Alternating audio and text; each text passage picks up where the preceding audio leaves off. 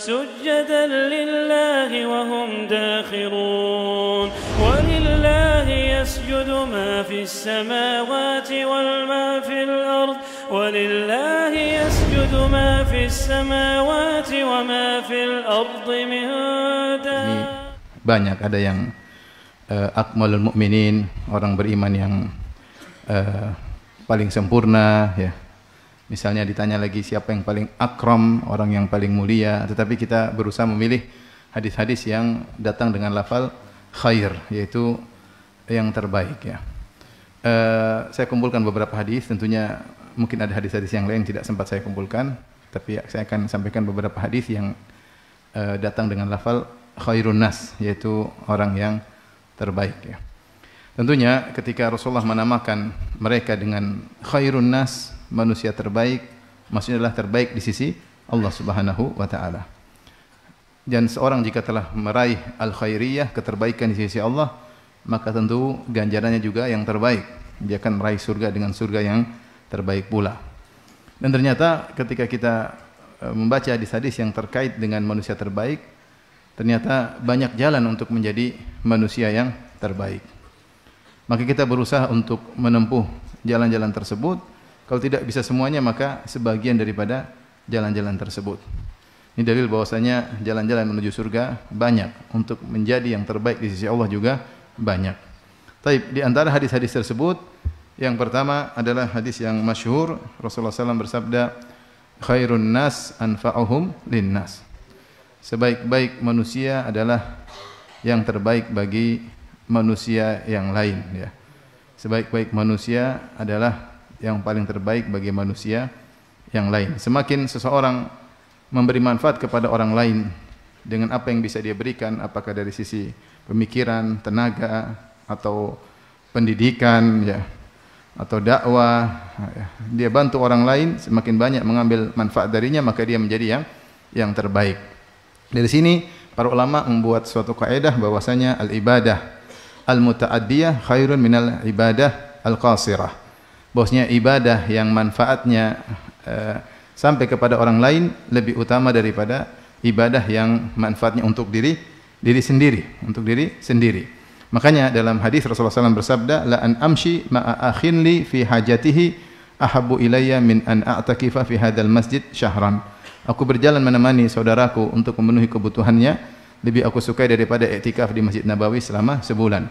Karena iktikaf ibadah qasirah, terkait dengan diri seorang, adapun bantu orang lain adalah ibadah yang muta'addiyah, terkait dengan orang lain ya.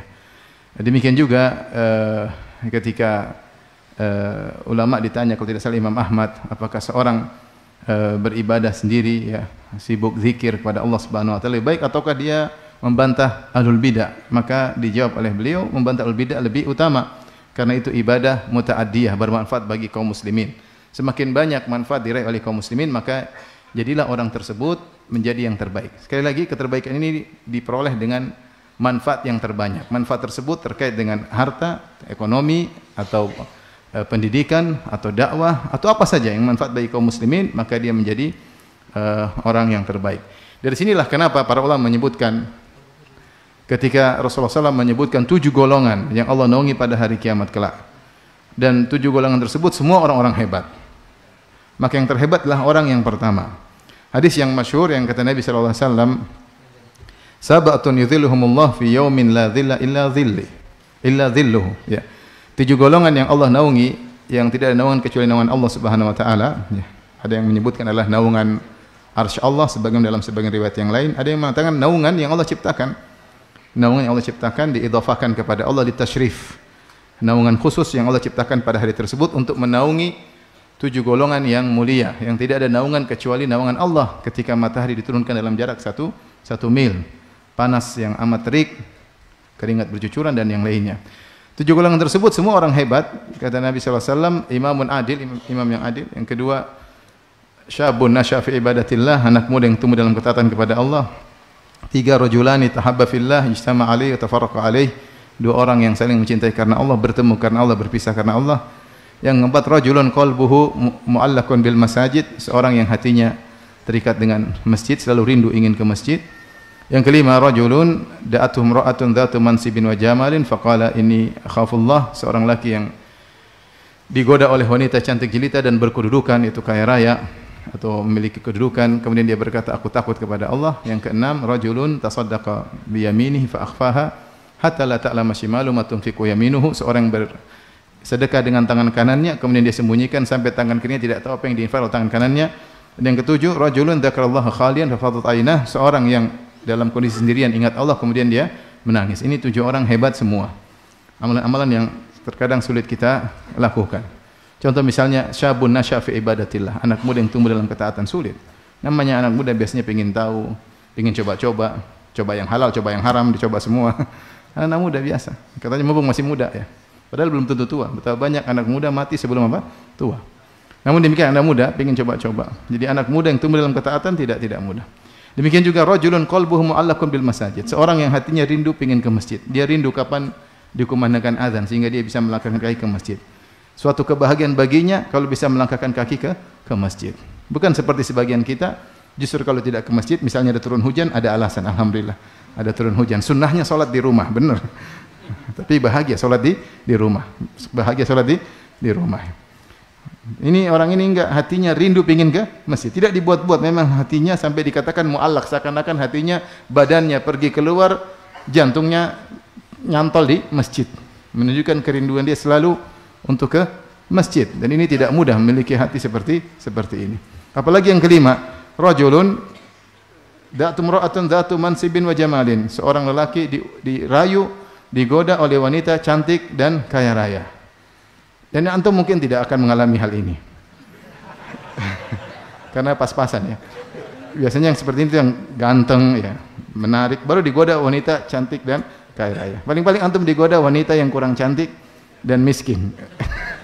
Atau kaya raya tapi pas-pasan ya. Tapi digoda wanita cantik dan kaya raya ini luar biasa.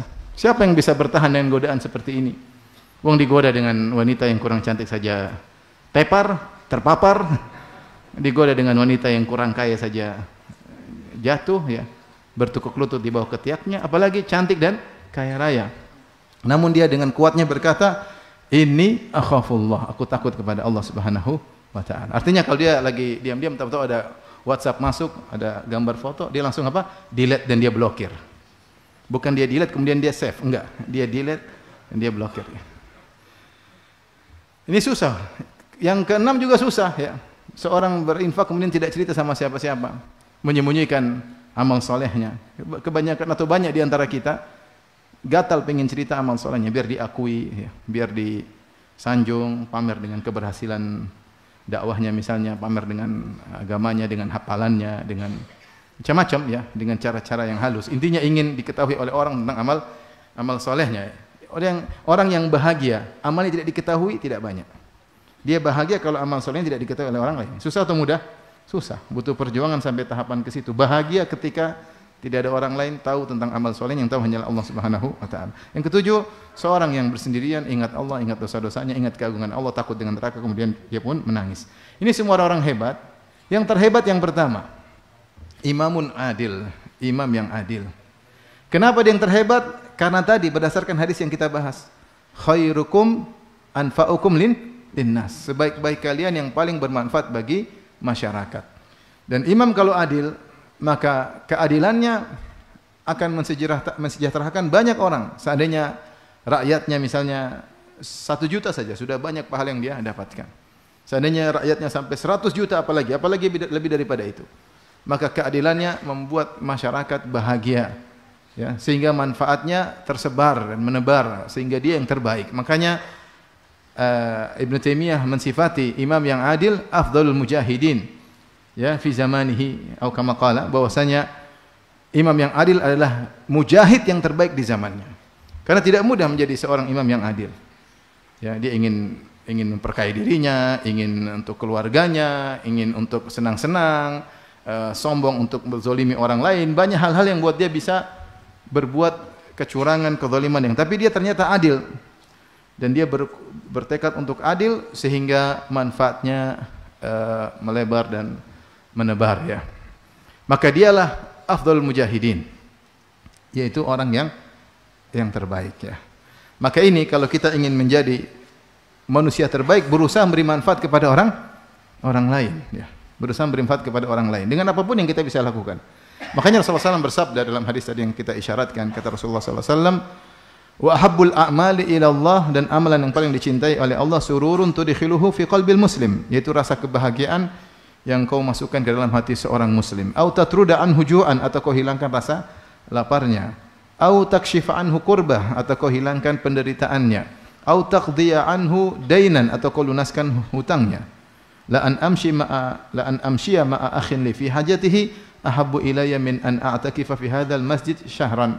Aku berjalan menemani saudaraku dalam rangka memenuhi kebutuhannya, keperluannya, lebih aku sukai daripada selama bulan. Dan ini juga memberi isyarat kepada kita mafhumul mukhalafah. Kalau manusia yang terbaik adalah yang paling bermanfaat bagi orang lain, maka manusia terburuk adalah yang paling memberi kemudaratan kepada orang lain. Kalau ada pejabat yang adil, pejabat dia manusia terbaik di sisi Allah. Kalau ada pejabat yang tidak adil, yang bikin susah masyarakat, maka dia adalah orang yang terburuk di sisi Allah Subhanahu wa taala. Rasulullah SAW bersabda, "Inna rijalan yatakhawwaduna fi malillahi bighairil haqq, falahumun naru yaumal qiyamah." Sungguh ada sekelompok orang yang mereka mengolah harta Allah, itu mengolah baitul mal, itu mengolah harta negara, harta rakyat dengan cara yang tidak benar, ya, maka bagi mereka berhak mendapatkan neraka pada hari kiamat kelak. Kenapa? Selama mereka di dunia mereka egois, mengepentingkan kemaslahatan dirinya dan keluarganya, senang-senang, sementara banyak masyarakat yang akhirnya harus menderita gara-gara kesenangan dirinya. Maka dia yang lebih utama dimasukkan neraka pada hari kiamat kelak, karena dia menghilangkan kebahagiaan banyak orang untuk kebahagiaan pribadi. Maka pada hari kiamat kebahagiaan dia akan diambil, ya, dia akan paling sengsara pada hari kiamat kelak. Maka seorang waspada ketika diberi amanah oleh Allah Subhanahu wa taala menjadi penguasa, menjadi pejabat, maka berusahalah dia menjadi seorang yang terbaik di sisi Allah, jangan sebaliknya menjadi orang yang terburuk di sisi Allah Subhanahu wa taala. Maka saya mengeri kalau membayangkan orang-orang yang koruptor mengambil harta negara, harta rakyat. Bagaimana dosa-dosa mereka, ya? Mereka bukan berhadapan dengan satu dua orang ketika hari kiamat. Mereka akan disidang oleh Allah berhadapan dengan mungkin jutaan masyarakat, ya. Mengerikan. Masih mending kalau kita berbuat zalim kepada satu orang, kita berhadapan dengan dia. Tapi kalau berbuat zalim sama ribuan orang, jutaan orang, apa yang mau kita lakukan pada hari kiamat kelak di hadapan Allah Subhanahu wa taala, ya. Subhanallah. Yang kita lihat kenyataan, biasanya tukang koruptor itu bukan orang miskin, orang yang sudah yang sudah diberi kekayaan oleh Allah Subhanahu wa taala. Namun mereka tidak pernah puas, sudah diberi kekayaan, sudah diberi, ya, kemewahan hidup, namun tidak ada kepuasan, menunjukkan memang mereka tidak bahagia. Kebahagiaan dicabut, qanaah dicabut dari hati mereka, sehingga mereka tidak pernah puas, sehingga mereka terus korupsi dan seterusnya, wal iyadzubillah. Maka jadilah orang yang terbaik di sisi Allah dengan menjadi orang yang paling bermanfaat pada masyarakat, bukan sebaliknya menjadi orang yang paling memberi mudarat kepada masyarakat. Makanya Rasulullah SAW bersabda, "Syarrun nasi manzilatan yaumal qiyamah indallah man tarakahun nas ittiqa'a fuhsyih." Kata Nabi SAW, orang yang paling buruk kedudukannya di sisi Allah pada hari kiamat adalah orang yang ditinggalkan masyarakat gara-gara takut dengan keburukan lisannya. Ini baru ganggu dengan lisan, belum ganggu dengan kegiatan, dengan perbuatan. Dengan lisan aja bikin jengkel masyarakat, ya, orang tidak suka sama dia, maka ini menjadi orang terburuk di sisi Allah, apalagi kalau dia melakukan. Makanya hati-hati, jangan sampai antum menjadi orang yang terburuk. Jangan sampai kita menjadi orang yang terburuk. Ciri-ciri orang terburuk itu, kalau di grup dia live, orang semua senang. Kalau dia hadir, orang nggak suka, ya. Tidak diharapkan kehadirannya, ya. Ketiadaannya diharapkan. Jadilah antum orang yang diharapkan kehadirannya. Kalau tidak hadir, orang pada sedih. Kenapa orang senang dengan antum? Kenapa orang merasakan manfaat dari diri antum sehingga mereka senang dengan antum? Oleh karenanya, jadilah orang yang bermanfaat bagi yang lain, ya. Tapi ini yang pertama, orang yang terbaik adalah yang paling bermanfaat bagi yang lain. Taib, Hadis yang kedua, Rasulullah SAW bersabda, khairukum man ta'allama al-Qur'ana wa 'allamahu. Sebaik-baik kalian adalah yang belajar Al-Qur'an dan mengajarkannya. Ya. Tidak cukup belajar aja, tapi juga mengajarkannya. Dan ini adalah kabar gembira kepada pemerhati Al-Qur'an. Sungguhnya mereka sedang berada dalam amal yang terbaik di sisi Allah Subhanahu wa taala. Tidak mudah menghafal Al-Qur'an. Perlu kesabaran, diulang-ulang. Dan tidak mudah pula mengajarkan Al-Qur'an kepada orang lain. Syarat tajwidnya, kemudian adanya bagaimana, tahsinnya, ini semua menjadi terbaik di sisi Allah Subhanahu wa taala. Dan bagaimana Nabi sallallahu alaihi wasallam memuliakan para penghafal Al-Qur'an sampai ketika perang Uhud, para sahabat harus dikuburkan dalam satu liang lahat beberapa orang, maka Rasulullah SAW menyuruh untuk didahulukan aktsaruhum akhdan lil Qur'an, yang paling banyak hafalannya, untuk dimasukkan terlebih dahulu dalam liang lahat. Dan semua yang terkait dengan Al-Qur'an, ya, yang punya sumbangsi dalam belajar Al-Qur'an dan mengajarkan Al-Qur'an, maka bisa menjadi yang terbaik. Siapa yang diberi kemudahan oleh Allah untuk belajar tajwid dan mengajarkannya, dia menjadi terbaik di sisi Allah Subhanahu wa taala. Siapa yang diberi kemudahan oleh Allah untuk memahami tafsir, kemudian mengajarkan tafsir kepada masyarakat, dia menjadi yang terbaik di sisi Allah Subhanahu wa taala. Siapa yang menjadikan masyarakat cinta dengan Al-Qur'an dan mengamalkannya, maka dia menjadi terbaik di sisi Allah Subhanahu wa taala. Semua ini yang perhatian sama Al-Qur'an menjadi terbaik di sisi Allah Subhanahu wa taala. Tentu semuanya harus dengan ikhlas, ya. Harus dengan ikhlas. Ikhlas dalam belajar, ikhlas dalam mengajarkannya. Jangan sampai seorang sudah menguasai Al-Qur'an kemudian terkena penyakit riya, bangga-banggaan dengan sanadnya, bangga-banggaan dengan tartilnya. Jangan. Antum belajar, kita belajar dan mengajarkannya karena Allah Subhanahu wa taala. Taib, di antara hadis yang juga terkait dengan keterbaikan, ya, adalah sabda Nabi sallallahu alaihi wasallam, khairukum li ahlihi wa ana khairukum li ahli. Kata Nabi sallallahu alaihi wasallam, sebaik-baik kalian adalah yang terbaik bagi istrinya, dan aku adalah suami yang terbaik. Di sini dalam hadis ini, saya ulangi, kata Rasulullah SAW, khairukum li ahlihi wa ana khairukum li ahli. Sebaik-baik kalian yang terbaik bagi istrinya, dan aku adalah suami yang terbaik. Di sini Rasulullah SAW mengkaitkan keterbaikan seorang suami dengan sikapnya kepada istrinya. Semakin dia terbaik bagi istrinya, maka dia semakin terbaik di sisi Allah. Semakin pahalanya banyak, semakin tinggi surganya di sisi Allah Subhanahu wa taala.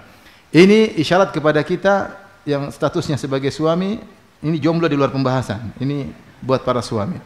Bahwasanya kalau mau cari pahala, terkadang tidak usah jauh-jauh. Tidak usah jauh-jauh ngurusin anak yatim, ngurusi janda, ngurus istri sendiri. Jangan semangat ngurusi janda, istri sendiri tidak diurusin. Ternyata ladang pahala di rumah luar biasa. Kamu menjadi terbaik bagi istrimu, maka kamu menjadi terbaik di sisi Allah dan kamu meraih surga yang terbaik di sisi Allah Subhanahu wa taala. Ya. Oleh karenanya kita dapati bagaimana para sahabiat, ya, mereka merasa bahwa suami mereka adalah suami yang terbaik.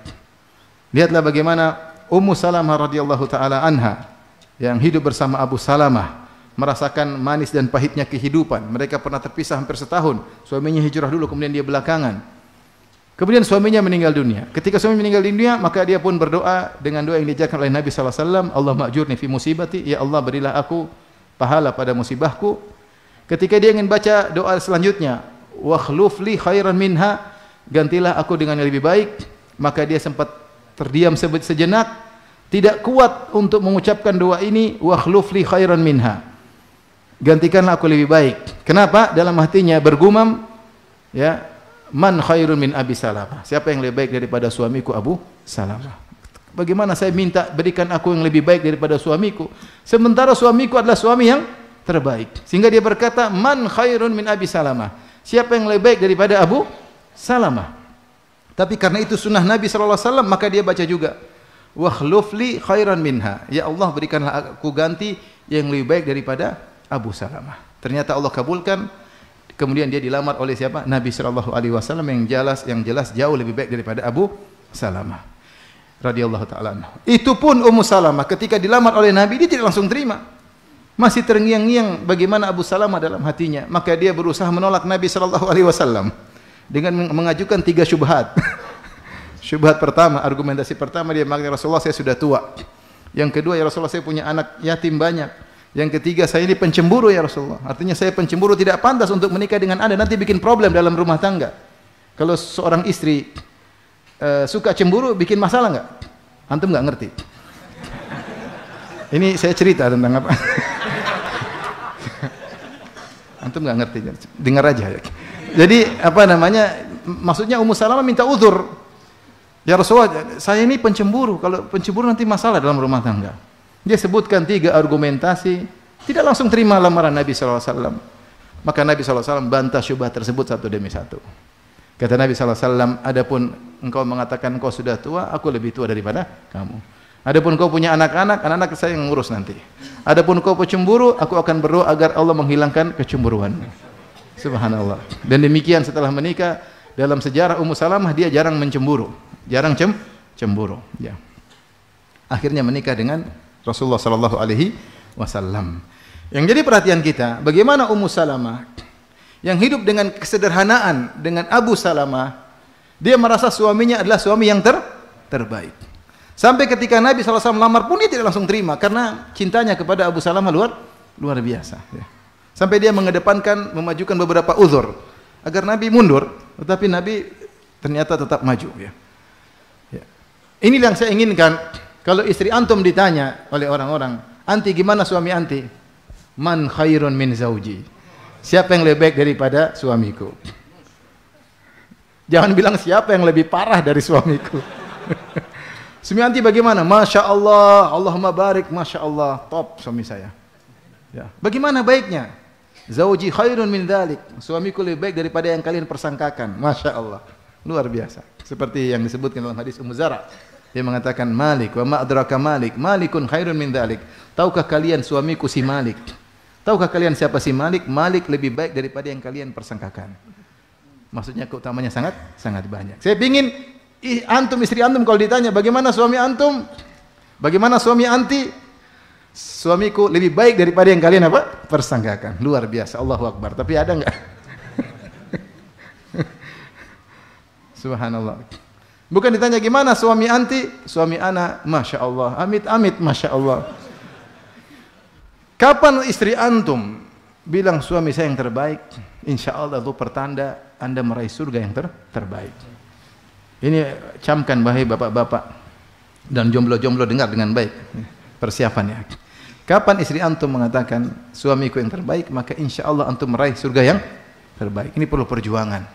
Cari pahala dalam rumah sendiri, ya, dalam rumah sendiri. Maksudnya apa yang terbaik bagi istrinya? Maka setiap dia bermuamalah selalu istrinya yang dia kedepankan, yang terbaik. Kalau sama temannya dia bisa senyum, istrinya lebih utama untuk disenyumin. Jangan mudah senyum sama istri orang, sama istri sendiri kurang senyum. Jangan ramah sama istri orang, sama istri sendiri kurang apa? Ramah. Kita pandai memilih kata-kata untuk menyenangkan hati orang, istri lebih utama. Kita siap mendengarkan keluhan orang, keluhan istri lebih utama untuk kita dengar. Kita siap mendengar cerita orang, cerita istri lebih utama kita dengar. Kita betah duduk sama kawan 1 jam 2 jam, sama istri harusnya lebih betah karena dia lebih utama untuk kita baikin. Kenapa? Rasulullah yang bilang, khairukum li ahlihi. Sebaik-baik kalian adalah yang terbaik bagi istrinya. Maka kita perlu koreksi diri, kita semua termasuk saya pembicara. Kita harus perbaiki diri, berusaha menjadi suami yang terbaik bagi istri kita semaksimal mungkin, ya. Ustaz, saya sudah terbaik, istri saya masih ngomel-ngomel. Sabar. Mana ada istri tidak ngomel? Sabar. Mau istri tidak ngomel, nikah sama orang bisu, tidak ngomel. Jadi sabar, ya. Kenapa Rasulullah mengkaitkan keterbaikan di sisi Allah dengan keterbaikan terhadap istri? Karena akhlak seseorang sejatinya atau aslinya nampak ketika di rumah. Nampak ketika di rumah. Kalau dia di luar rumah, dia bisa bersandiwara, bisa drama, bisa enggak? Bisa ketemu orang 1 jam 2 jam, saya bisa drama. Seakan-akan saya ramah, seakan-akan tawadhu, saya ngambilkan kopi. Bisa drama 2 jam. Tapi kalau sama istri 20 tahun gimana cara main drama? Pasti ketahuan. Maka akhlak asli seorang ketika di di rumahnya. Jika dia ternyata di rumah terbaik, berarti dia terbaik, betul-betul terbaik di sisi Allah Subhanahu wa taala. Ini sisi pertama. Nah, kita kalau ketemu kawan, apalagi ketemu bos, kita bisa ramah, bisa bersandiwara. Tapi kalau sama istri, belum tentu. Makanya ada kisah disampaikan oleh seorang syekh. Jadi ada 4 orang kerja di kantor, 4 orang kerja di kantor. Selama kerja, salah satu dari 4 orang ini akhlaknya sangat baik. Sehingga teman-temannya, taruhlah A, B, C, D. B, C, dan D tahu si A ini akhlaknya sangat baik. Sehingga B, C, dan D selalu cerita ke istri-istri mereka, kita punya kawan di kantor si A, baik sekali akhlaknya. Sering istri B, C, D mendengar tentang kisah teman suami-suami mereka, si A. Suatu hari setelah bertahun-tahun mereka kerja, mereka mengadakan pertemuan bapak-bapak, ibu-ibu, rekan-rekan kerja. Kumpullah bapak-bapak di ruangan sendiri, ibu-ibu di rumah, di ruangan sendiri. Maka istri si B, istri si C, istri si D memberi selamat kepada istri si A. Masya Allah, anti luar biasa, punya suami si A. Suami kami selalu muji suamimu. Si A heran, masa? Masa? Yang benar aja. Nah, berarti dia cuma akhlak mulia, pandai berdrama ketika di kantor. Ketika di rumah dia tidak pandai main apa? Drama. Ini yang pertama. Kenapa Rasulullah SAW mengkaitkan keterbaikan di sisi Allah dengan keterbaikan terhadap istri? Karena akhlak asli seorang adalah ketika di rumah. Yang kedua, kita mudah bersandiwara dengan orang-orang luar. Karena apa? Karena memang kita sederajat atau lebih tinggi daripada kita atau kurang sedikit. Kita nggak mungkin menzolimi orang. Tapi kalau istri lemah, mudah kita zolimi, mudah kita hina, mudah kita gampar. Kalau kita mau zolimi, dia mau ngapain? Dia tidak bisa lapor kemana-mana dan dia tidak bisa membalas. Maka potensi untuk merendahkan istri lebih besar daripada merendahkan teman sejawat, teman kantor. Nah, seorang ketika berpotensi merendahkan istrinya, mau dia gampar, mau dia hina, mau dia rendahkan, mudah. Mau dia ucapkan kata-kata buruk, mudah. Tapi dia menahan diri. Dia tahu bahwasanya istri adalah amanah dari Allah Subhanahu wa taala. Ittaqullaha fin nisa. Bertakwalah kepada Allah dalam bermuamalah dengan para wanita. Fa innakum qad akhadtumuhunna bi amanatillah. Sungguhnya kalian telah mengambil istri kalian dengan amanah dari Allah Subhanahu wa taala. Fa innahunna awanin indakum. Awanin indakum. Sungguhnya para wanita adalah tawanan di sisi kalian. Intinya seorang berusaha meraih keterbaikan dengan berbuat yang terbaik bagi istri. Ya. Mulai malam ini kita rubah sikap kita. Ya. Berbicara pilih kata-kata, senangkan hati istri. Sisihkan waktu untuk ngobrol sama dia. Ya. Yakinlah bahwasanya kita berbuat baik kepada istri mendapatkan pahala yang terbaik. Karena Rasulullah telah mengatakan sebaik-baik kalian yang terbaik bagi istrinya. Baik.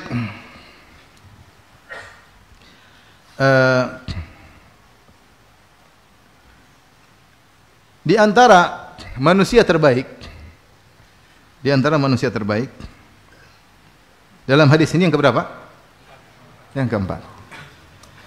Rasulullah SAW pernah bersabda, khairukum ahsanukum qada'an. Sebaik-baik kalian adalah yang paling terbaik dalam membayar hutang. Terbaik dalam membayar hutang. Dalam Sahih Al-Bukhari, anna rajulan ata an-nabiy sallallahu alaihi wasallam yataqadahu. Ada seorang datang menemui Nabi, nagih hutang sama Nabi. Nabi punya hutang sama dia sallallahu alaihi wasallam. Mungkin ada keperluan tapi orangnya nagih hutang. Fa agladh, maka dia berkata agak kasar kepada Nabi, agak tegas. Fahamma bihi ashabuhu, maka para sahabat Nabi ingin menahan dia atau ingin melakukan sesuatu terhadap orang ini. Kenapa berkata kasar kepada Nabi sallallahu alaihi wasallam? Maka Nabi berkata, "Da'uhu fa inna li sahibil haqqi maqalan." Biarkan dia. Dia punya hak dan orang yang punya hak berhak untuk berbicara, berargumentasi. Tsumma qala, "A'tuhu sinnan mithla sinnihi." Kemudian kata Nabi, bayar hutang, itu kalau enggak salah Nabi pinjam onta.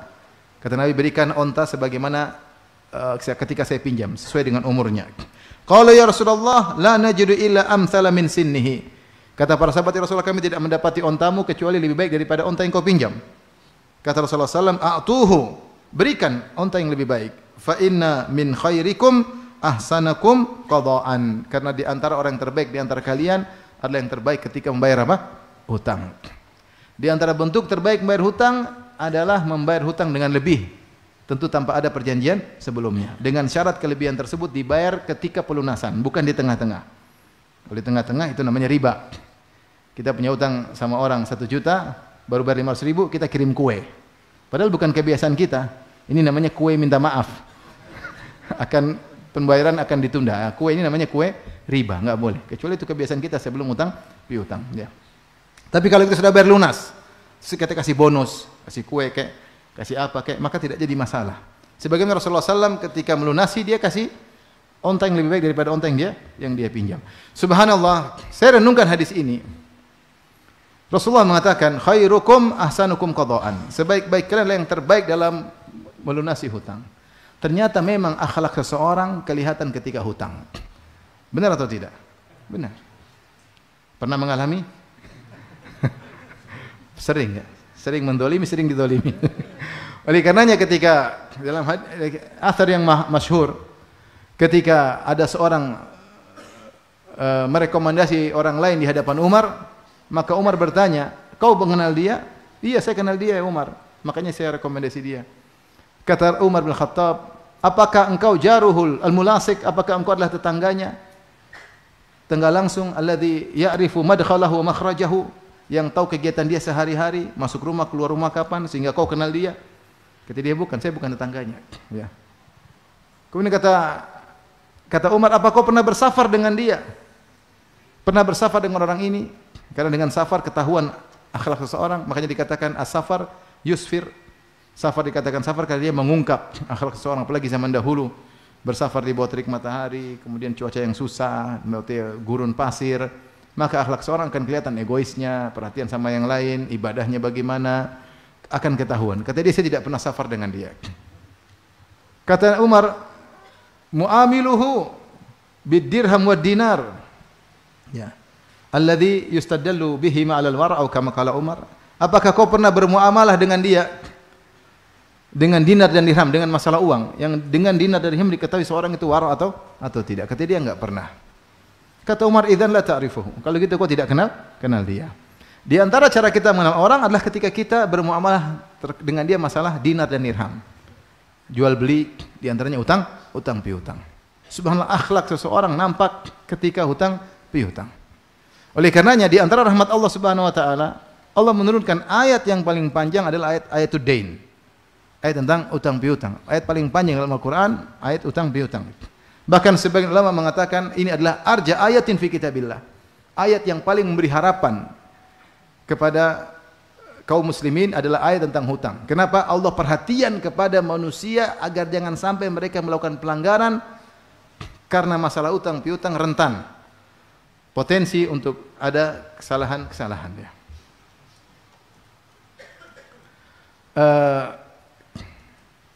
Taib. Maka kita dapati akhlak seorang nampak ketika utang piutang ya. Subhanallah, sebagian orang kalau sudah berhutang ya, maka ganti nomor telepon. Ini masalah. Ganti nomor telepon. Kemudian kadang sudah punya uang tidak bayar-bayar. Padahal Nabi SAW bersabda, matalul ghani zulmun. Seorang yang sudah punya uang, sudah jatuh tempo, tidak bayar-bayar, maka dia berbuat zalim. Dia punya uang, dia tidak bayar, maka dia berbuat zalim kepada orang tersebut. Semakin dia menunda, argo kezaliman jalan terus. Ya. Dia tidak tahu, maksudnya air susu dibayar dengan air tuba. Tahukah Anda kalau ada orang menjamin uang sama Anda, itu dia orang baik atau tidak? Orang baik. Orang sekarang pegang uang, kalau ada kasih pinjam sama antum, pinjamin uang sama antum, berarti orang baik, akhlaknya baik, masih mikirin antum. Terus setelah itu antum balas dengan air tuba. Dicari-cari menghilang, dicari-cari kemudian ganti nomor telepon. Ya. Kemudian sudah punya uang tidak bayar. Sudah tidak bayar utang, umroh lagi. Jadi ini pernah kejadian nyata. Saya punya teman si A dan si B, taruhlah. Si A punya utang sama si B. Umroh lah kita, masing-masing travel sendiri-sendiri. Ketemu, saya temu si B. Kemudian ketemu juga si A di sana. Weh, gimana si B? Tanpa merasa wajah bersalah. Padahal si A punya utang sama si B. Si B muka udah peot-peot. Ustaz, ini orang punya utang, sempat-sempatnya umrah, utang belum bayar. Subhanallah. Kasus yang lain, subhanallah, saya juga dengan kawan-kawan si A dan si B. Tahu-tahu undangan makan, yang undang si A, di antara yang diundang si B. Ini undang makan-makan, rame-rame, bayar mahal, sementara utang si B belum dibayar. B bingung, ini gimana orang ini? Traktir orang rame-rame, utang saya belum dibayar. Kadang-kadang orang subhanallah akhlaknya kemana nggak tahu. Ya. Dia nggak mikir bahwa sini orang sudah berbuat baik kepada dia. Ya. Saya ketemu seorang baru-baru aja, saya ngisi pengajian, terus dia bilang, Ustaz, aduh si fulan Ustaz parah. Saya punya kawan Ustaz, kenapa? Dia punya utang sama saya Ustaz, nggak banyak sih, 100 juta sekian. Kemarin dia hajian Ustaz, saya aja nggak bisa haji, dia hajian. Masya Allah. Mungkin supaya diampuni Allah di sana. Bayangkan, saya yang punya uang nggak hajian, dia malah hajian. Utangnya tidak bayar, malah untuk apa? Hajian. Ini nggak boleh. Ya, di antara talbis iblis, kata Ibnu Jauzi dalam kitabnya Talbis Iblis, dia mengatakan seorang berhaji padahal punya utang. Ya, ente lunasi utang baru hajian. Ente talbis iblis, ente haji kayak apa begini? Udah punya utang jatuh tempo, bayar utang dulu, itu lebih wajib daripada haji. Haji itu bagi yang mampu.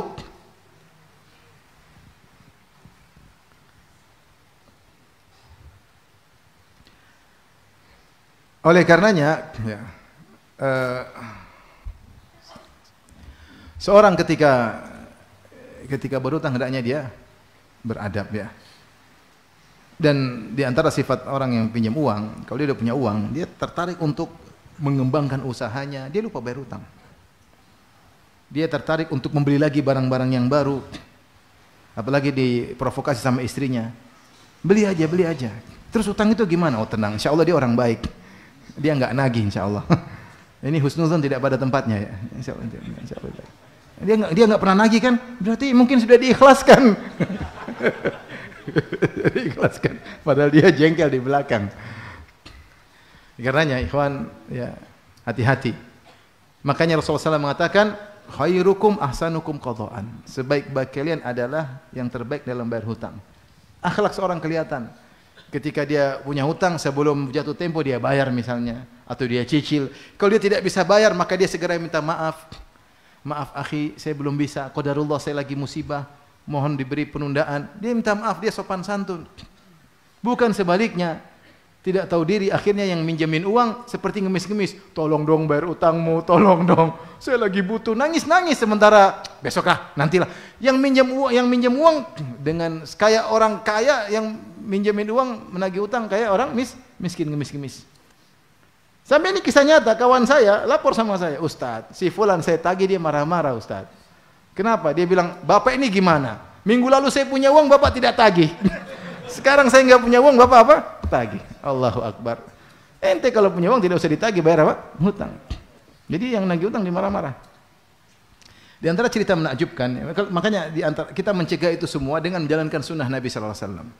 Bukankah Allah berfirman, ya ayyuhalladzina amanu idza tadayantum bidainin ila ajalin musamman faktubu. Wahai orang yang beriman, jika kalian ada utang piutang sampai waktu tertentu, sampai tempo tertentu, maka tulislah. Suatu hari ada kawan saya dari Kuwait, sekarang dia dai di Kuwait. Dia tinggal sama saya di apartemen. Saya nggak punya mobil, dia punya mobil. Sering kalau ke kampus saya numpang sama dia, sering sekali. Ya, kayo Firanda jalan, kita jalan, pergi sama dia, saya numpang sama dia. Ini orang Kuwait, saya orang Indonesia ya. Mata uang berbeda. Intinya suatu hari tiba-tiba dia datang sama saya. Kata dia, Firanda, akhi, saya bisa nggak punya uang sama antum? Nggak salah nih. Ente punya mobil, saya nggak punya mobil. Yang sering numpang siapa? Mungkin dia pikir saya punya tabungan atau apa. Dia bilang, saya bisa pinjam uang nggak sama antum? Saya bilang, saya nggak punya, akhi. Tapi saya akan pinjamkan dari kawan saya. Tunggu sebentar. Teleponlah teman saya orang Saudi, yang mata uangnya sama-sama kuat. Fulan, ini ada kawan tetangga orang Kuwait. Ente mungkin pernah dengar si Fulan ya. Dia pinjam uang. Saya lupa 4.000 atau 6.000 atau 10.000 saya lupa. Pokoknya cukup banyak. Kalau nggak salah 4.000 real atau lebih dari itu ya. Kata dia, ada insya Allah. nanti saya kirim, saya lagi nggak ada, tapi kan nanti ambil ya. Saya titip sama teman. Akhirnya saya ambil, saya kasih teman saya tersebut orang Kuwait. Ini uang dari kawan saya. Kata dia, Firanda kita catat. Saya bilang nggak perlu. Saya percaya sama kamu. Oh enggak, bukan masalah percaya nggak percaya. Ini sunnah. Saya catat. Saya telah menerima uang dari Firanda sekian tanda tangan. Ini cara agar mencegah orang tidak lelet bayar hutang. Karena godaan setan, mungkin kita percaya sama dia, tapi godaan setan datang belakangan. Di antara setan yang menggoda istrinya. Nanti aja, kadang-kadang. Atau terkadang teman rekan kerjanya, nanti aja. Padahal waktu istri yang soleha, ayo mas bayar hutang mas, malu sama dia udah baik sama kita. Tapi kalau kita catat, kita foto, kita bisa kirim. Seminggu sekali kita kirim apa? Kirim. Kalau susah kita bikin status. Maksud saya, ketika ada catatan seperti itu, apalagi ada materainya, mencegah seorang dari berbuat zalim, paham? Dia malah catatannya kok. Tapi kalau nggak ada catatannya, dia pertama pura-pura lupa, akhirnya apa? Akhirnya lupa. Dan itu banyak yang terjadi demikian. Oleh karenanya, kalau antum kebetulan pinjam uang sama orang, maka bayarlah yang terbaik. Cara terbaik bayar. Maka antum meraih keterbaikan di sisi Allah Subhanahu wa taala. Karena godaan untuk tidak bayar itu besar. Godaan untuk tidak bayar hutang itu besar. Pingin beli ini, ingin kembangkan usaha. Sudah dikirim barang tidak bayar-bayar. Sebagian pengusaha seperti itu. Supplier sudah kasih uang dan dia punya uang untuk bayar tapi dia tahan-tahan. Enggak boleh seperti itu. Mau diputar dulu. Sudah jatuh tempo perjanjiannya sekarang, dia tahan-tahan nanti. Enggak boleh, itu zalim. Matalul ghani zulmun. Nunda bayar hutang adalah apa? Kezaliman. Enggak boleh ya. Dan siapa yang berniat untuk bayar hutang, Allah akan mudahkan. Apa kata Nabi sallallahu alaihi wasallam? Man akhadha amwalan nasi yuridu adaaha addallahu anhu. Wa man akhadha amwalan nasi wa man akhadhaha yuridu itlafaha atlafahullah. Siapa yang meminjam uang orang dengan niat untuk mengembalikan, Allah akan mudahkan dia untuk mengembalikannya. Azan kan? Azan dulu.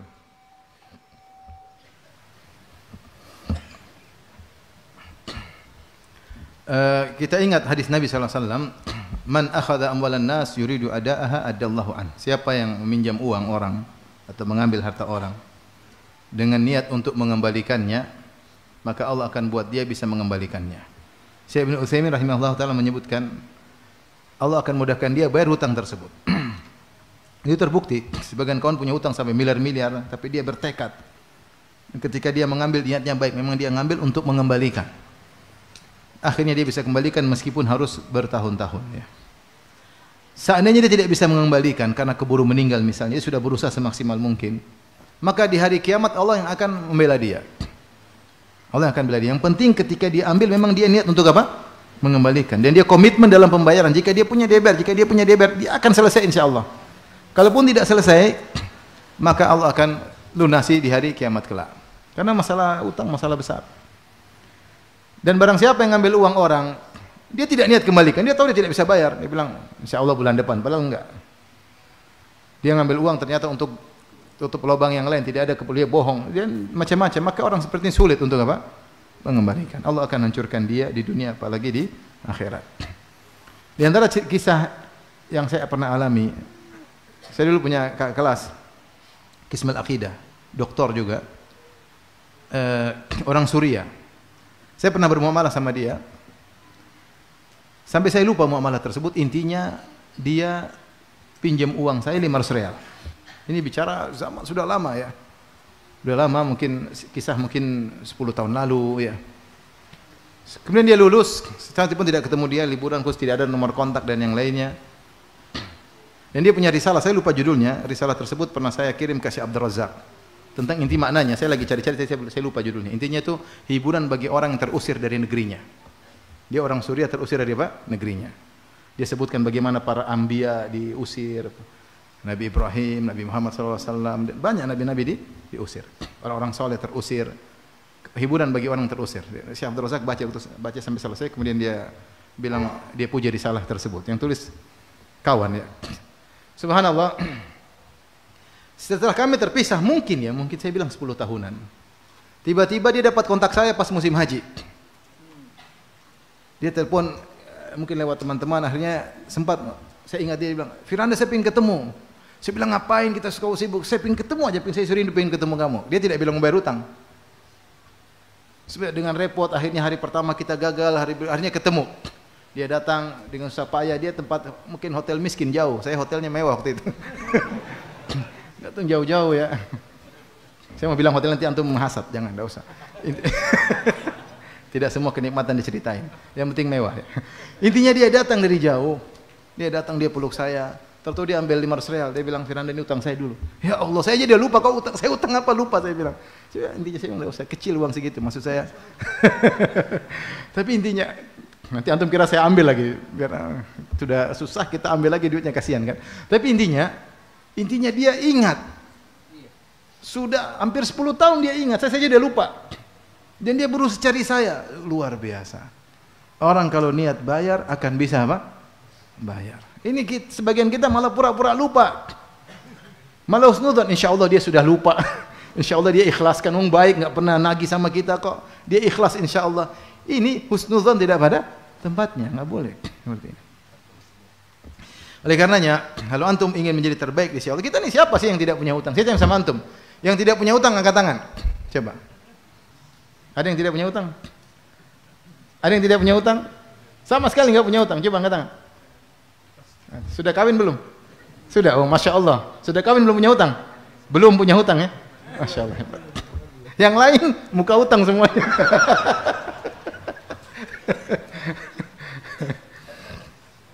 Artinya rata-rata kita punya hutang. Rata-rata kita pinjam uang. Dan tidak tercela kita pinjam uang. Rasulullah juga pernah berhutang. Tapi maksud saya, carilah pahala dalam membayar hutang, berakhlak mulia ketika bayar apa? Hutang. Kita nih pahala, jalan pahala banyak.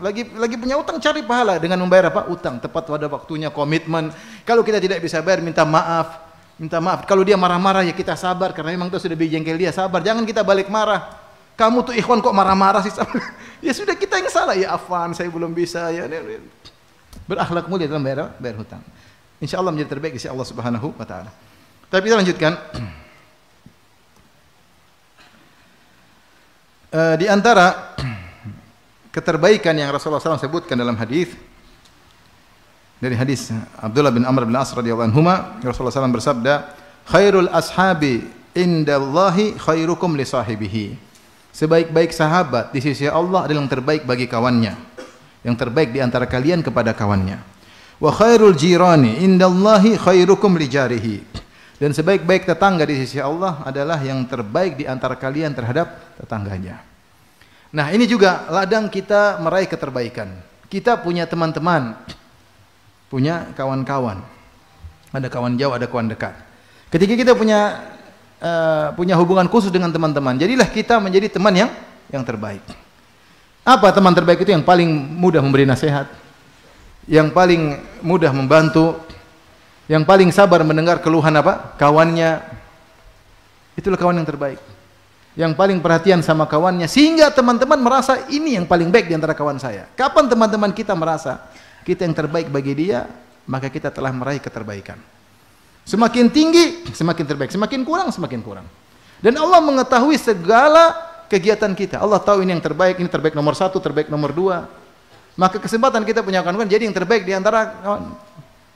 Kapan dia butuh, kapan dia ingin ngobrol, kita siap. Ya. Selama tentunya tidak mengorbankan hak-hak yang lain.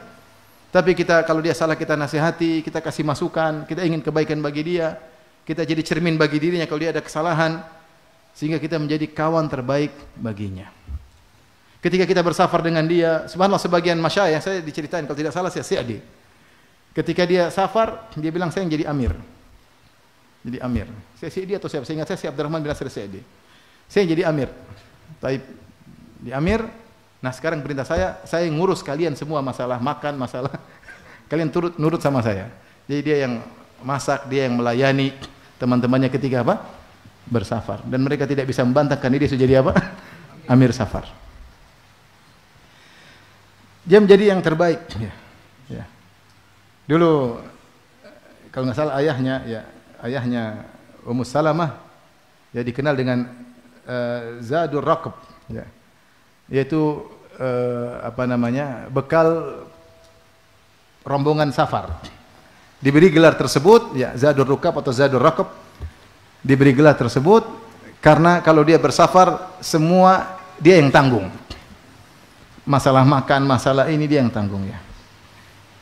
Enak safar sama orang seperti itu ya. Jalan-jalan semua dia yang bayarin. Enak atau tidak? Enak ya. Kalau kita punya rezeki, kenapa kita harus pelit? Kita yang menjadi terbaik ketika sedang bersafar terhadap kawan-kawan kita. Ya, kalau kita nggak punya ya semampunya ya. Tapi maksud saya, di antara cara kita meraih keterbaikan di sisi Allah, jadi kawan yang terbaik. Kita kawan benar-benar dia merasa kita adalah kawan yang baik, siap untuk berkeluh kesah, siap untuk mendengar curhat, siap untuk memberi masukan. Kalau ada masalah dia bantu, ya menjadi kawan yang terbaik sehingga kita meraih keterbaikan di sisi Allah Subhanahu wa taala. Jangan dikenal kawan maslahi. Ada maslahat saja baru dekat sama kita. Enggak ada maslahat dia jauh. Ini kawan enggak benar seperti ini. Ya, ini kawan yang perlu diwaspadai. Baik, di antaranya wa khairul jiran, ini juga perlu diperhatikan. Sebaik-baik tetangga adalah yang terbaik di antara kalian kepada tetangganya. Antum punya tetangga, jadilah antum yang terbaik di antara tetangga tersebut. Kapan semua tetangga merasa ini yang terbaik, berarti ente telah meraih keterbaikan di sisi Allah Subhanahu wa taala. Sekarang bertetangga, sunnah dalam bertetangga banyak orang tinggalkan. Apalagi di kota besar, masing-masing sibuk dengan dirinya. Mana ada mau kirim-kirim makanan, tegur sapa, hampiri rumah tetangga, hampir tidak ada, hampir tidak terjadi. Saya tidak tahu kalau di Banjarmasin ya. Tapi kalau di kota besar itu sudah. Ini juga kota besar, mohon maaf, ini juga kota besar. Cuma ada yang lebih besar. Ada yang lebih besar ya. Cuma di sini belum ada tol ya? Belum ya. Katanya kalau mau tahu kota besar atau tidak, lihat ada tol atau tidak. Tapi intinya di seperti Jakarta orang masing-masing sibuk dengan dirinya. Entah karena ekonomi yang sulit, entah karena apa. Intinya sibuk sehingga lupa untuk berbuat baik sama tetangga. Padahal berbuat baik sama tetangga tidak begitu sulit. Kita kasih makanan kepada hadiah kepada tetangga, tidak bukan tiap hari. Sebulan sekali saja dia ingat. Sementara tetangga yang lain mungkin tidak kirim apa? Makanan. Intinya kapan tetangga kita merasa kita yang terbaik daripada yang lainnya, berarti kita sudah meraih keterbaikan di sisi Allah. Ini amalan yang mudah, tidak sulit, tidak perlu duit banyak-banyak, enggak. Yang penting sisihkan waktu, ya. Ya, sisihkan waktu, sisihkan sedikit harta untuk belikan makanan, kayak beli hadiah, kita pulang dari luar kota, kita bagi-bagi. Itu belum tentu sebulan sekali. Maka ketika tetangga merasa ini tetangga yang paling baik, berarti kita telah meraih keterbaikan di sisi Allah Subhanahu wa taala. Cari keterbaikan dengan menjadi tetangga yang terbaik. Ya. Semua tetangga puji kita. Kita enggak cari, kita bukan makan puji, tapi mereka tahu bahwasanya kita perhatian sama mereka dan kita melakukannya karena Allah Subhanahu wa taala. Masih ada waktu kah? Masih. Sekarang yang keberapa?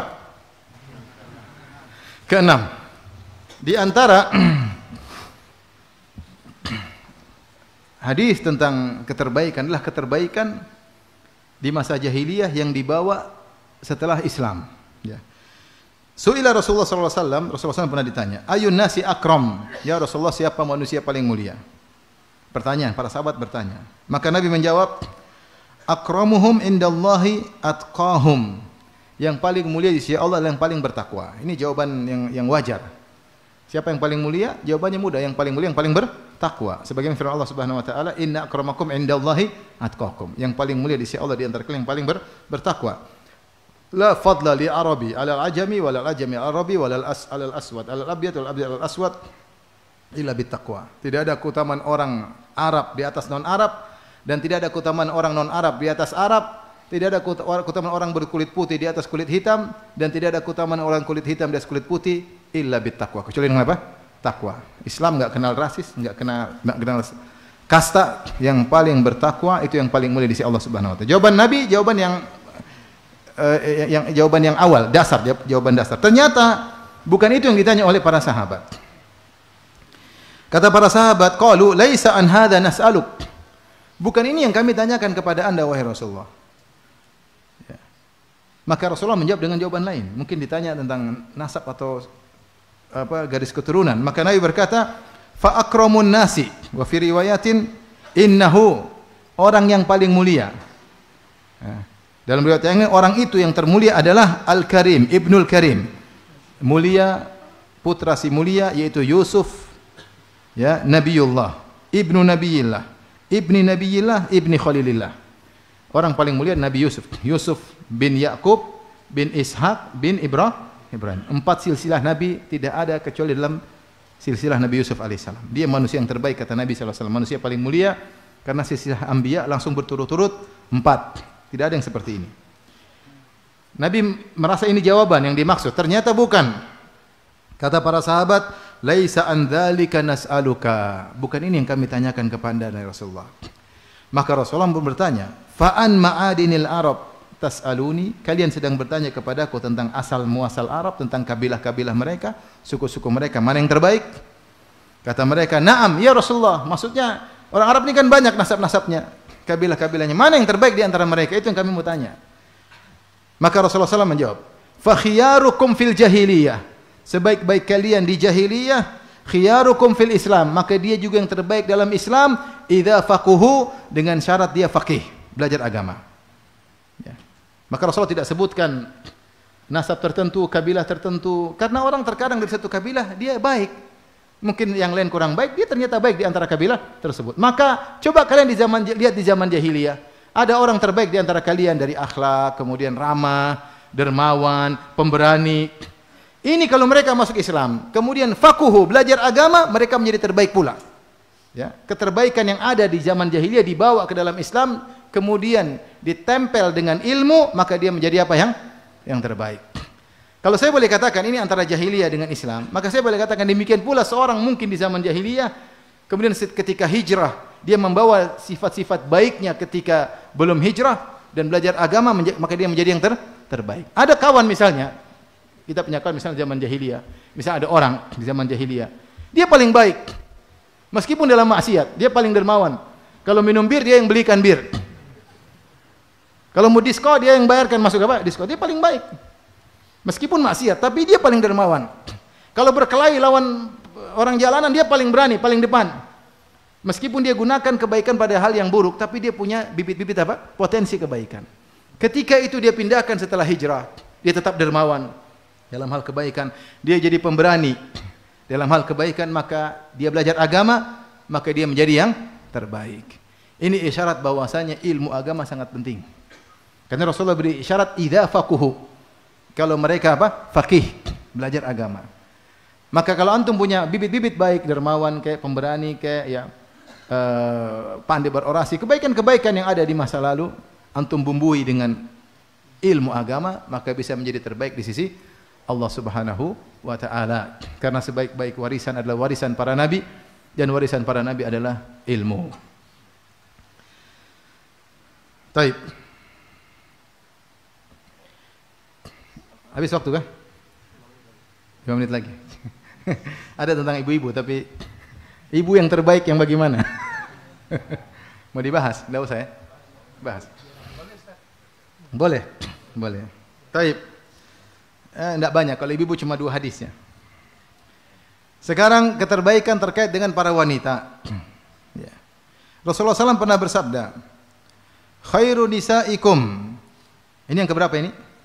7. Khairu nisaikum alwadudul waludul muwatiyatu almuwasiyatu idza taqainallah.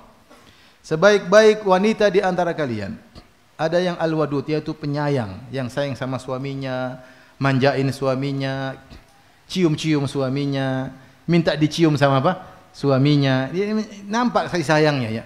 Ya, pijit-pijit suaminya, itu namanya alwadud, penyayang ya. Tahu kan penyayang? Atau antum enggak punya? Penyayang. Penyayang. Al-walud yaitu subur. Karena Rasulullah SAW bangga punya pengikut yang banyak. Fa inni mukatsirun bikumul umama yaumil qiyamah. Aku bangga punya turun yang banyak. Artinya di luar, kalau dia mampu punya anak banyak, biarin punya anak banyak. Kalau tidak mampu ya di luar kemampuannya. Baik. Kemudian al-muwatiyah al-muwasi. Al-muwatiyah itu selalu sepakat dengan suaminya. Tidak suka membangkang, suaminya bilang A, dia bilang A, suaminya bilang B, dia bilang apa? B. Itu taat kepada suami. Selalu menyesuaikan diri dengan apa? Suami. Pandai beradaptasi dengan keinginan suami. Selama suami tidak menyuruh kepada kemaksiatan. Ya, maka ini wanita yang terbaik. Karena dia tahu taat kepada Allah adalah ibadah termudah masuk surga. Dia tahu.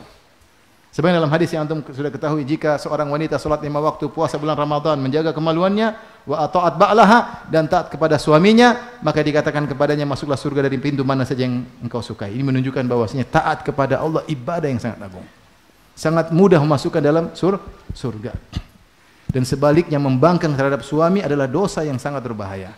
Makanya ketika Rasulullah SAW menyebutkan, menasihati para wanita ketika salat Id, Rasulullah SAW berkata, "Ya ma'syaran nisa tasaddaqna fa innakunna aktsar hatabi jahannam." Wahai para wanita, bersedekahlah, sungguhnya kalian banyak penghuni neraka jahanam. Ada yang bertanya, "Lima ya Rasulullah, kenapa?" Kata Rasulullah SAW, "Li'annakunna takfurnal ashir." Karena kalian suka membangkang kepada, tidak bersyukur kepada suami. Di antara bentuk tidak bersyukur yaitu membangkang kepada suami. Kalau kita punya misalnya punya anak buah, kalau dia bersyukur kita suruh dia nurut atau tidak? Dia nurut, ke sana, ke sini, ke sana, nurut dia. Dia pandai bersyukur, kita kasih gaji dia bersyukur. Suami sudah berusaha sebaik-baiknya kepada istri, istri enggak taat. "Sayang, tolong gorengkan telur." "Nah, goreng sendirilah." "Masa saya gorengin? Kamu goreng sendiri." Akhirnya, "Bibi, gorengin." "Sayang, siapin, Abi mau safar." "Bibi, siapin semua." Jadi yang soleha bibinya, bukan istrinya. Ini problem besar ini. Saya ketemu orang awam, ini orang awam beneran, orang awam. Ibu dia bilang, "Ustadz, saya ini ibu saya ngajarin saya. Pokoknya kalau urusan ngurus suami, saya yang langsung, pembantu tidak boleh. Saya yang bukakan sepatu suami, saya yang pakai bajukan suami, saya yang semuanya suami, saya yang bawakan makanan kepada suami, saya yang meramu makanan suami, saya bawakan air minum, bibi tidak boleh. Bibi boleh beres-beres sana sini, yang langsung berkontak langsung dengan suami saya." Ini ajaran dari orang tua saya, subhanallah. Ini tradisi yang bagus. Bagaimana seorang istri berusaha melayani apa? Suami. Bukan asyik main HP, main bibi soleha. Dan sebagian suami parah, nurut-nurut terus sama suaminya. Jadi suami soleha. Istrinya mau ini, mau anu, dia iya terus. Istrinya pun salah, iya terus. Ini suami yang gimana seperti ini? Dan ini hati-hati, ibu-ibu kalau ingin menjadi wanita terbaik di sisi Allah, jadilah wanita yang muatiyah, berusaha selalu adaptasi dengan keinginan apa? Suami. Berusaha cari tahu. Makanya di antara cara menjadi istri soleha, mengenali kesukaan suami. Suami suka apa sih? Suka ini, suka ini, suka ini. Dia catat dan dia berusaha memenuhi keinginan apa? Suami. Dan itu pahalanya besar. Ya. Pahalanya besar insya Allah Subhanahu wa taala. Berusaha menyenangkan suami. Al-muwasiyah, yaitu menghibur suami. Kalau suami mungkin ada mengalami kesedihan, dia hibur. Dia tenangkan hati suami. Ya. Seperti Khadijah radhiyallahu anha yang selalu menenangkan hati Nabi sallallahu alaihi wasallam, ya. Maka ini adalah wanita yang terbaik. Maka ibu-ibu kalau ingin jadi yang terbaik si Allah, jadilah wanita seperti ini. Sulit Ustaz, memang sulit. Saya tidak bilang mudah. Ini perjuangan. Ya, perjuangan berjihad di jalan Allah untuk menjadi istri yang terbaik di sisi Allah Subhanahu wa taala. Yang terakhir, yang ke-8. Ya. Dalam hadis ketika Rasulullah SAW ditanya, "Ayyun nisa'i khair?" Ya Rasulullah, wanita mana yang terbaik? Maka Rasulullah SAW berkata, "Allati tasurruhu idza nadhara ilaiha." Wanita yang menyenangkan dia jika dia melihat kepada wanita tersebut, kepada istrinya. Wa tuti'uhu idza amaraha, dan istri yang taat kepadanya jika diperintahkan. Wala tukhalifuhu fi nafsiha wa maliha bima yakrah, dan tidak menyelisih suaminya pada dirinya. Kalau suaminya lagi pingin, maka dia tidak menyelisihi, tidak menolak, dan harta pun dia gunakan sesuai dengan keinginan suaminya, dan dia tidak menyelisih penggunaan harta tersebut dengan hal yang dibenci oleh suaminya. Ini wanita yang terbaik, mirip seperti hadis pertama, cuma ada tambahan di sini, allati tasurruhu idza nadhara ilaiha. Istri yang terbaik, wanita terbaik adalah yang enak dipandang oleh suaminya. Kalau suami lihat dia, maka suami apa? Bahagia. Maka ini mengkonsekuensikan seorang wanita supaya enak dipandang, maka dia perhatikan dua kecantikan. Kecantikan pertama, kecantikan fisik. Dia perhatikan kecantikannya, ya. Jangan mentang-mentang lagi masa pertumbuhan kemudian dia makan sebanyak-banyaknya sehingga dia berkembang, melebar dan membesar. Jangan. Itu dia berusaha perhatikan, jaga fisik, kemudian pergi ke salon, ya. Minta uang sama suami ke salon, ya. Enggak usah salon yang mahal, yang murahan juga bagus kok. Ya, yang penting ada usaha untuk menyenangkan suami, pakai baju yang bagus. Ya, kalau suami datang tidak ada bau tidak enak, selalu dalam kondisi apa? Berparfum di hadapan suami. Dan ini adalah kebiasaan para sahabiyat. Makanya ketika Salman Al-Farisi bertemu dengan Ummu Darda, wa kanat mutabaddzilah, ya. dia pakai baju yang tidak cocok untuk menyambut suami, maka Salman tahu ada masalah. Salman berkata, "Masya'nuki, ada apa dengan kamu? Kok pakai baju yang tidak rapi buat suami? Kamu harus suami datang harus pakai baju yang rapi." Maka dia mengatakan, "Akhuka Abu Darda laisa lahu hajatun ila dunya." Suami Abu Darda tidak butuh dengan apa? Dunia. Tidak butuh denganku. Ngapain saya pakaian yang rapi? Makanya Rasulullah SAW menyuruh laki-laki kalau pulang dari safar jangan pulang malam hari. Kenapa? Khawatir istrinya tidak siap.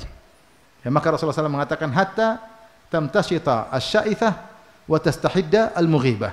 Agar wanita yang rambutnya semrawut bisa sisir rambut, yang belum cukur bulu kemaluan bisa cukur bulu kemaluan.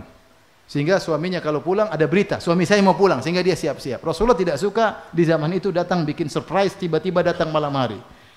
Rasulullah tidak ingin istri ketemu suaminya dalam kondisi tidak rapi. Sehingga suami dilarang untuk datang tiba-tiba di malam hari, suruh datang siang hari aja supaya istrinya siap-siap. Ini dalil bahwasanya Rasulullah menyuruh seorang istri untuk mempercantik fisiknya atau untuk merapikan dirinya untuk menyambut suami. Ya. Dan wanita yang melakukan ini dapat pahala, dia akan menjadi wanita yang terbaik. Tapi ingat, selalu niatnya karena Allah Subhanahu wa taala. Kecantikan fisik perhatikan. Ya, boleh fitness, boleh olahraga, ya. Intinya untuk menyenangkan suami. Yang kedua, kecantikan akhlak, ini yang lebih utama. Percuma cantik-cantik tapi ngomel melulu, percuma. Ya. Tapi kalau seorang wanita mungkin wajahnya tidak begitu cantik tapi lembut, ramah, maka semakin cantik di mata suaminya, ya. Akhlak itu yang paling utama. Kecantikan akan pudar, akan luntur. Ibu-ibu kalau sudah 50 tahun, 60 tahun, sudah cantik, sudah mulai pudar. Wajah mau dikasih spidol apapun tetap aja keriput. Maka kecantikan akhlak tidak akan pernah hilang dan selalu diingat oleh suami. Maka kapan suami anti, senang lihat anti, sebelum tidur dielus-elus rambutnya, dicium keningnya, insya Allah ini wanita terbaik di sisi Allah Subhanahu. Karena suami anti betah lihat anti. Kalau lihat menyenangkan, ini wanita istri soleha yang bangunkan saya sholat malam, yang ngurusi anak-anak saya, yang nasihati kalau saya tidak tundukkan pandangan, yang jadi enak dilihat. Tapi coba kalau istrinya kurang ajar, mau lihat juga malas, ngelihat nanti minta uang, lihat minta uang, sedikit-sedikit membeli barang baru, dikit-dikit minta jalan-jalan, dikit-dikit, waduh, minta ganti mobil baru, ganti ini, ganti tas baru, ganti sepatu baru, lama-lama kamu saya ganti. Oleh karenanya seorang wanita bersabar dalam kehidupan ini untuk menjadi istri yang terbaik sehingga dia menjadi wanita terbaik di sisi Allah Subhanahu wa taala. Demikianlah ikhwan dan akhwat yang rahmati Allah Subhanahu wa taala, sebagian hadis-hadis yang membahas tentang al-khairiyah, keterbaikan di sisi Allah Subhanahu wa taala. Semoga kita bisa melakukan yang menjadi manusia terbaik dengan cara-cara yang tadi disebut oleh Nabi sallallahu alaihi wasallam. Kalau tidak bisa semuanya maka sebagiannya bisa kita lakukan. Wallahu taala alam bisawab. Kalau ada yang bertanya saya persilahkan. Keluarga sekalian, sebelum kita memasuki sesi tanya jawab, mohon maaf kepada hamba Allah pemilik mobil dengan nopol DA1902C Toyota Rush hitam, mohon mobilnya dikondisikan. Ulun ulangi, mobil dengan nopol DA1920C Toyota Rush hitam, mohon mobilnya dikondisikan. Mohon maaf Ustaz, ada pertanyaan. Ya, silakan.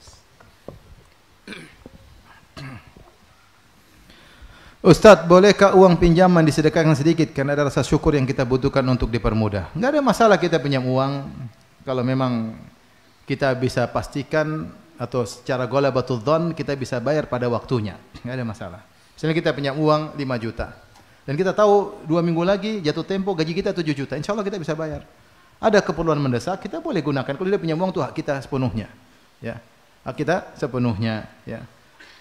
Tapi kalau sudah jatuh tempo, nggak boleh. Kalau sudah jatuh tempo, kita masih punya uang, maka nggak boleh kita bersedekah sama orang lain. Yang wajib kita bersedekah pada diri kita sendiri, lunasi hutang kita, paham?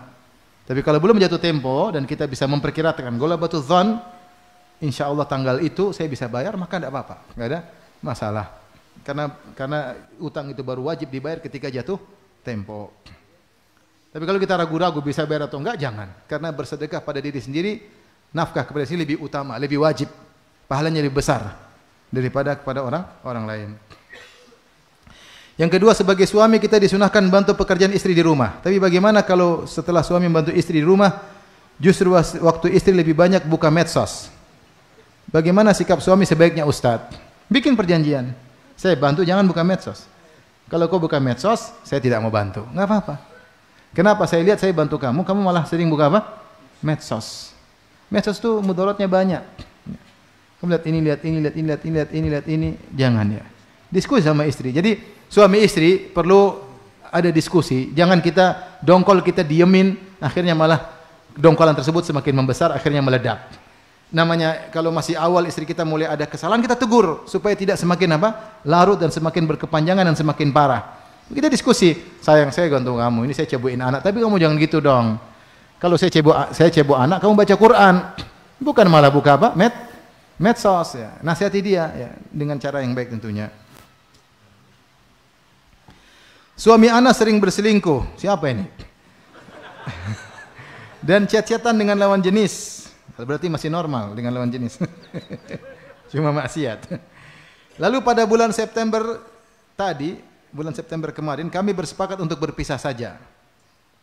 Dan suami berkata, "Iya, aku talak kamu, urus saja." Ini masih talak 1. Sebelum masa iddah selesai, suami minta rujuk. Pertanyaannya, bolehkah ana menolak rujuk dari suami? Allahu Akbar. Jawabannya tidak boleh. Jawabannya tidak boleh. Dan suami rujuk kepada istri tidak membutuhkan persetujuan apa? Istri. Wa bu'ulatuhunna ahaqqu biraddihinna. Bahwasanya suami berhak untuk mengembalikan istri tanpa harus persetujuan dari apa? Istri. Kalau ternyata dia kembali dia main-main, bisa mengajukan khulu kalau memang tidak benar ya. Tapi dia tidak punya hak untuk menolak suami yang ingin apa? Rujuk. Tapi ketika rujuk nasihati. Kita enggak pengin begini lagi. Mas, coba lihat kesalahan Mas, kesalahan saya juga. Kita berumah tangga yang baik, kasihan anak-anak. Jadi sebelum rujuk, memang sudah sah rujuk, tapi bicara sebelum kemudian mungkin tidur bareng atau apa. Nasihati apa? Suami. Agar tidak mengulangi perbuatannya, ya. Agar tidak mengulangi perbuatannya yang suka chat-chatan dengan akhwat yang lain. Bagaimana kiat mendidik istri agar tidak meminta sesuatu di luar kemampuan suami? Dan bagaimana mendidik istri agar tidak kecanduan medsos dan online shop ya.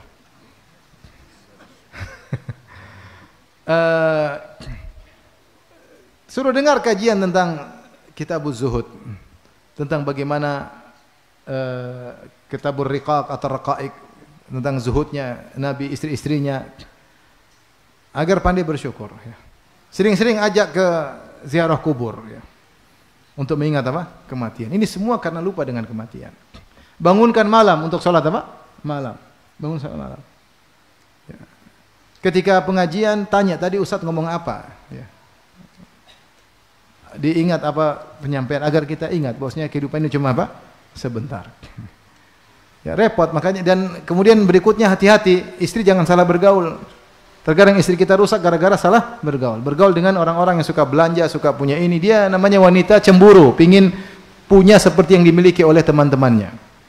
Akhirnya yang jadi korban suaminya. Suaminya tidak mampu. Dan sampaikan, saya tidak mampu, kamu mau saya hutang ya. Sampaikan ya. Nasihati dia, bertakwa kepada Allah Subhanahu wa taala. Ini di luar kemampuan ya. Ingat bagaimana kehidupan istri Nabi, bagaimana para sahabiat. Ya. Masih banyak orang lebih susah daripada kita. Intinya nasihati istri, jangan dibiarkan, nasihati. Ajak bicara ya. Terkadang agak tegas, terkadang dengan dilembutin dengan cara yang kita lebih mengetahui tentang kondisi istri kita. Tapi demikian saja ya. Gimana? Boleh. Hadiah. Ini hadiah ya. Kepada? Oh. Kenapa? Nggak pertanyaan. Apa pertanyaannya?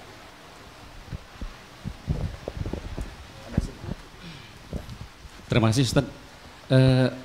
Orang ini sudah beberapa kali berhutang gitu ya. Mungkin terus? Ada 400, 300. Terus sekian kalinya berhutang lagi 300, tapi kita nggak kasih utangnya. Cuman kita kasih uang aja 50.000. Artinya nggak ada utang gitu. Yang 3 kali itu dia nggak bayar-bayar Ustaz. Kemudian berikutnya nanti mau pinjam lagi. Kita bisakah menolak atau dia minta uang kita tidak memberinya sedangkan kita punya uang Ustaz? Iya. Nah, itu yang pertama. Yang kedua, satu aja jangan banyak-banyak. Oh iya. Kalau menurut saya, kalau menurut saya, kalau orang tersebut memang kita tahu dia susah. Kita lihat dia bukan orang malas, dia berusaha bekerja. Memang kebutuhannya banyak. Dan dia husnudzon sama kita, datang pinjam sama kita. Dan kita punya uang, kasih aja. Lain halnya kalau dia memang punya uang, dia malas, ya kita perlu kasih pelajaran. Kamu rajin, kamu bisa kerja sama dia malas-malas. Kita nasihati dengan cara yang baik, bukan kita hina. Ya. Bukan kita. Kenapa? Karena ketika kita bantu orang, itu adalah sarana kita beramal soleh. Apalagi bantu orang yang benar-benar dalam kebutuhan. Memang ada orang benar-benar dia sudah berusaha, sudah kerja, dia hasilnya cuma sedikit.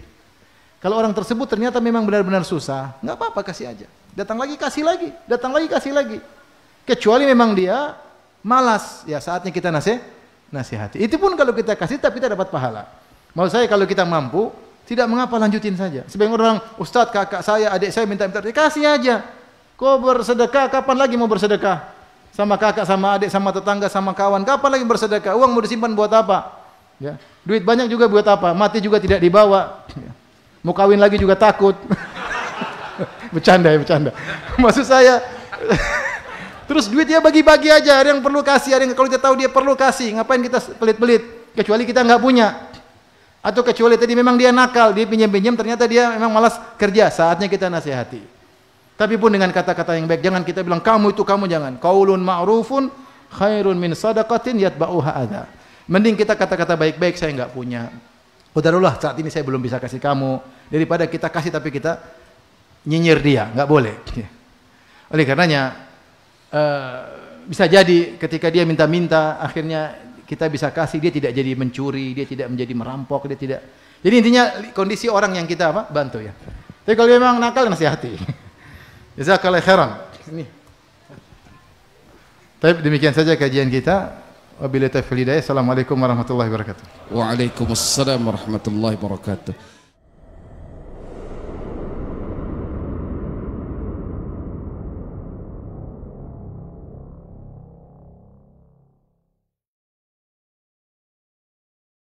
ولقد جعلنا في السماء بروجا وزيناها للناظرين وحفظناها من كل شيطان رجيم إلا من استرق السمع فاتبعه شهاب مبين.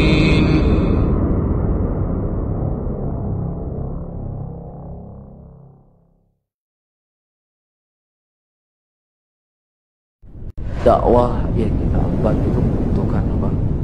Ta'awun bersama. Ya. Jadi dakwah itu tanpa ada kalian tidak ada berarti. Cuman ada ustadz saja. Ada menyediakan mic, ada menyediakan apapun kan, ada, akan berjalan dengan baik. Tetapi ketika masing-masing berjalan dengan apa yang dia mau, maka insya Allah kita semua mendapatkan andil di hadapan Allah Subhanahu wa Ta'ala. Jelas ya? Jadi yang berdakwah, antum misalnya nggak menyampaikan ilmu di majelis seperti ustadz-ustadz yang menyampaikan. Tapi ketika antum berta'awud, bekerja sama, ya, walaupun pekerjaannya cuma hal-hal yang mudah, insya Allah apa? Mendapatkan keutamaan yang sama. Alhamdulillah kita di Aceh sudah punya media-media dalam berdakwah. Ya, dan alhamdulillah banyak sekali manfaat yang didapatkan oleh muslimin dari media-media tersebut. Butuh ta'awun dari kita bersama. Agar bagaimana media-media yang sudah ada ini semakin baik dan semakin bisa dirasakan manfaatnya oleh saudara-saudara kita muslimin. Jadi siapa yang ikut membantu dan lain sebagainya dari media-media tersebut, insya Allah dia akan mendapatkan kebaikan yang sama seperti para pendakwah. InsyaAllah ta'ala ini akan menjadi pahala jariah untuk kita. Apabila setiap kajian yang di-live-kan melalui media Sunnah Aceh ini didengar oleh manusia dan menjadi sebab orang lain mendapatkan hidayah karenanya, maka pahala jariah tersebut akan tetap mengalir kepada siapa saja yang telah menjadi sebab tersebarnya ilmu agama melalui media ini, walaupun di antara kita telah meninggal dunia.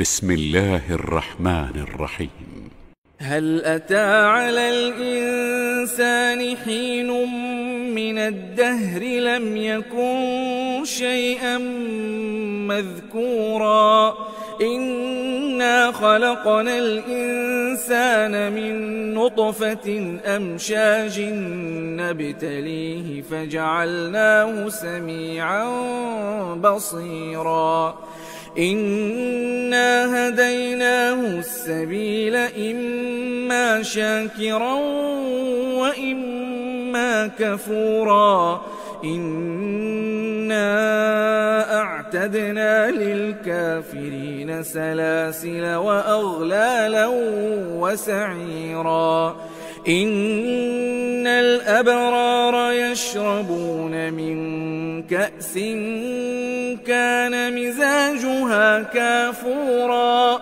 عينا يشرب بها عباد الله يفجرونها تفجيرا يوفون بالنذر ويخافون يوما كان شره مستطيرا ويطعمون الطعام على حبه مسكينا ويتيما وأسيرا إنما نطعمكم لوجه الله لا نريد منكم جزاء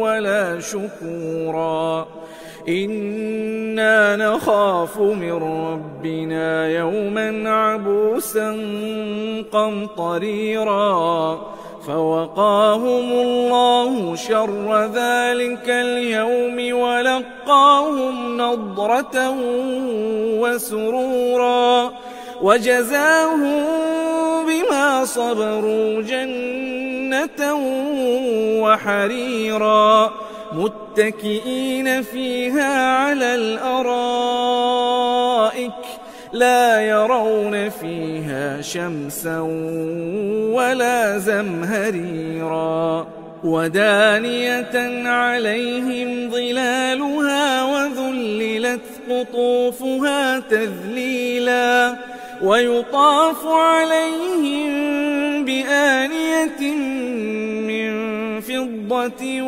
وأكواب كانت قوارير من فضة قدروها تقديرا ويسقون فيها كأسا كان مزاجها زنجبيلا عينا فيها تسمى سلسبيلا ويطوف عليهم ولدان مخلدون إذا رأيتهم حسبتهم لؤلؤا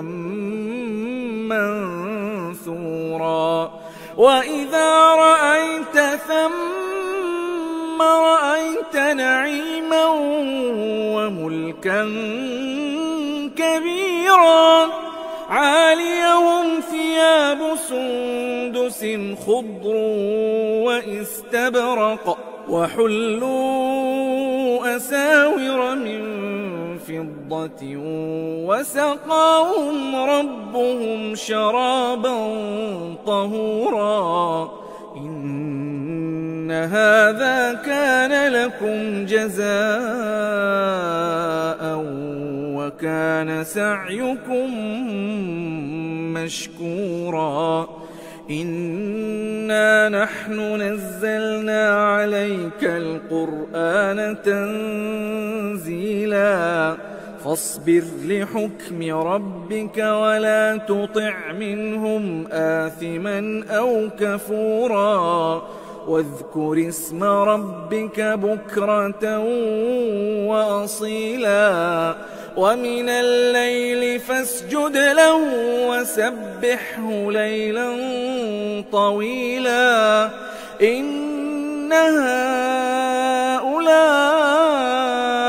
يحبون العاجلة ويذرون وراءهم يوما ثقيلا نحن خلقناهم وشددنا أسرهم وإذا شئنا بدلنا أمثالهم تبديلا إن هذه تذكرة فمن شاء اتخذ إلى ربه سبيلا وما تشاءون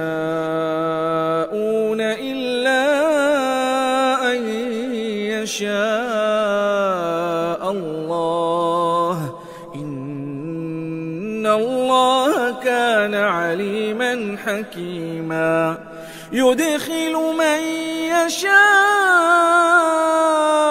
في رحمته والظالمين أعد لهم عذابا أليما.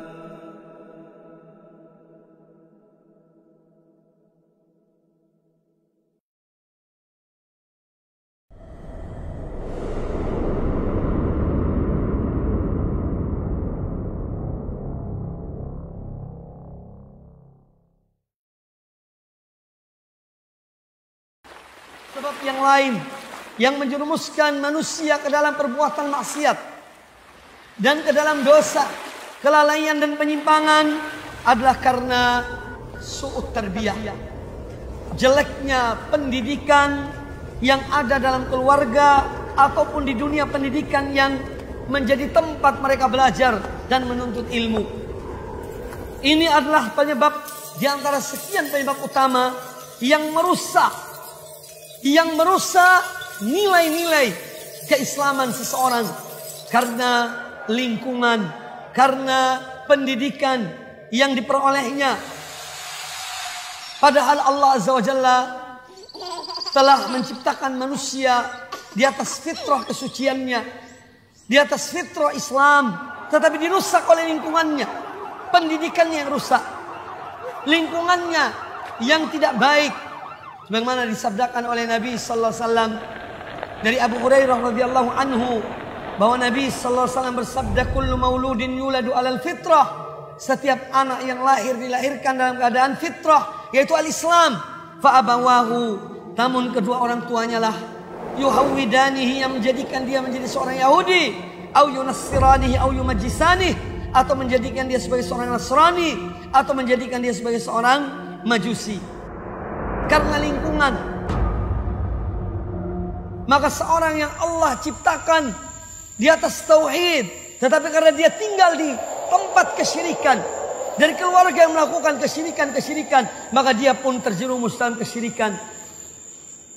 Ketika dia dilahirkan dalam fitrah taat pada Allah dan Rasulnya, tetapi kemudian karena hidup di lingkungan yang merusaknya, maka dia pun jauh dari sunnah Nabi Sallallahu Alaihi Wasallam.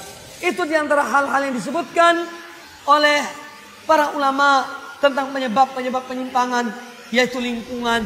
Maka dari itu ketika dalam kisah seorang yang membunuh 100 jiwa, 100 nyawa, dia bertanya kepada seorang alim, apakah dia mendapatkan taubat?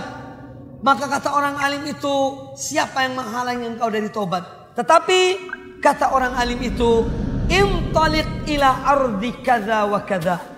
Pindahlah engkau, pergilah engkau ke negeri ini dan itu yang disebutkan, disifatkan. Fa inna biha unasan ya'budun Allah Ta'ala. Karena di situ ada manusia-manusia yang mereka beribadah menyembah Allah Ta'ala. Fa'budillah ma'ahum, maka beribadahlah engkau bersama mereka. Ini menunjukkan lingkungan, pengaruh lingkungan sangat besar. Kemudian kata orang itu, wala tarji' ila ardika. Wasiat orang alim itu kepada pelaku maksiat yang membunuh 100 orang ini, 100 jiwa, wala tarji' ila ardika. Dan jangan kembali ke negerimu, jangan kembali ke kampungmu. Fa innaha dusu, karena di situ sebagai kampung atau negeri yang jelek, negeri yang buruk. Membiasakan anak kita untuk tidak memakan sesuatu yang haram dari semenjak kecil, harus kita biasakan. Melarang dia dari semenjak di rumah, melarang dia mengambil hak abangnya. Misalkan makanan, minuman yang sudah dibagikan masing-masing jatah mereka, salah satu di antara mereka sudah habis duluan, kemudian mengambil punya kakaknya, abangnya. Hendaknya kita biasakan dari sekarang, jangan, punya kamu sudah habis. Nah, itu punya abang, itu punya kakak. Kalau mau tunggu pulang kakak, minta izin. Kalau si kakak membolehkan, kalau abang membolehkan, ambil. Kalau tidak, nggak boleh. Itu hak abang, dosa anak. Jadi dari kecil sudah dibiasakan dengan hal lain seperti ini. Jangan dibiarkan jamaah. Kalau dibiarkan jadi penyakit kanker nanti. Akhirnya kebawa sampai besar, bahkan kebawa sampai pondok. Ketika dia mondok, ada makanan kawan yang bisa dia makan, dia ambil. Uang kawannya dia ambil, makan kawannya, sendal kawannya dia pakai tanpa izin dan sebagainya. Kenapa? Dari rumah dia sudah terbiasa dengan perbuatan itu dan orang tuanya membiarkan. Para ulama kita menyatakan bahwa salah satu kewajiban orang tua itu mengajarkan adab kepada anak. Ya ayyuhalladzina amanu qu anfusakum wa ahlikum nara. Wahai orang-orang beriman, jagalah diri kalian dan keluarga kalian dari siksa api neraka. Salah satu tafsir bagaimana menjaga keluarga dari siksa api neraka adalah yu'addibahum, dengan mengajarkan adab kepada mereka. Dan setiap ayah dan ibu akan ditanya sama Allah kalau nggak ngajarin adab. Ini bukan ucapan saya, mari kita simak penjelasan Ibnu Umar sebagaimana riwayat yang dibawakan oleh Imam Ibnu Abi Dunya. Ibnu Umar pernah berkata kepada seseorang, ya hadza ahsin adaba benik fa innaka mas'ulun an. Fulan, mas, perbaiki adab anakmu itu, karena engkau akan ditanya pada hari kiamat oleh Allah.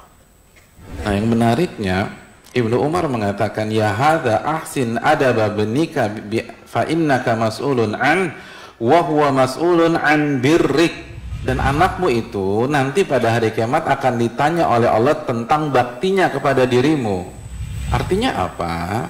Hadirin yang dirahmati oleh Allah Subhanahu wa taala, berbaktinya anak kita ketika mereka dewasa itu tergantung bagaimana kita mendidik adabnya ketika dia kecil. Makanya dalam ucapan Ibnu Umar, perbaiki adab anakmu, karena dan kamu akan ditanya loh pada hari kiamat, akan ditanya. Jadi seorang ayah akan ditanya oleh Allah. Jangan berpikir tugasnya cuma cari nafkah, sekolahin, enggak. Fa innaka mas'ul, kullukum ra'in wa kullukum mas'ulun an ra'iyati. Setiap Anda itu pemimpin, setiap orang itu pemimpin, dan dia akan ditanya oleh Allah tentang orang-orang yang dia pimpin. Ayah, suami adalah pemimpin di rumah. Semua anak-anak kalau mau keluar, mau nginep, mau ada city tour, mau ada naik gunung, itu izin sama ayahnya. Jadi Anda memang disikapi sebagai seorang pemimpin. Nah, setiap pemimpin ada konsekuensi. Kita akan ditanya oleh Allah Subhanahu wa taala. Kita akan ditanya oleh Allah Subhanahu wa taala. Ini anak-anak punya adab apa enggak? Dan Nabi mengajarkan adab.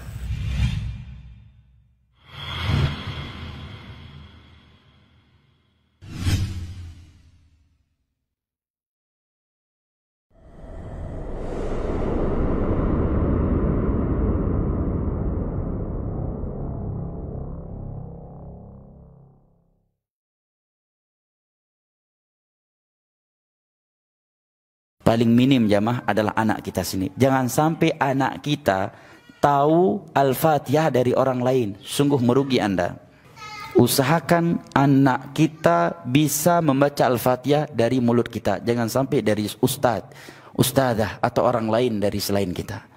Karena apabila anak kita bisa membaca Al-Fatihah dari kita sebagai ayahnya, maka setiap kali dia membacanya, pahalanya mengalir ke kita 100% tanpa mengurangi pahala mereka sedikit pun.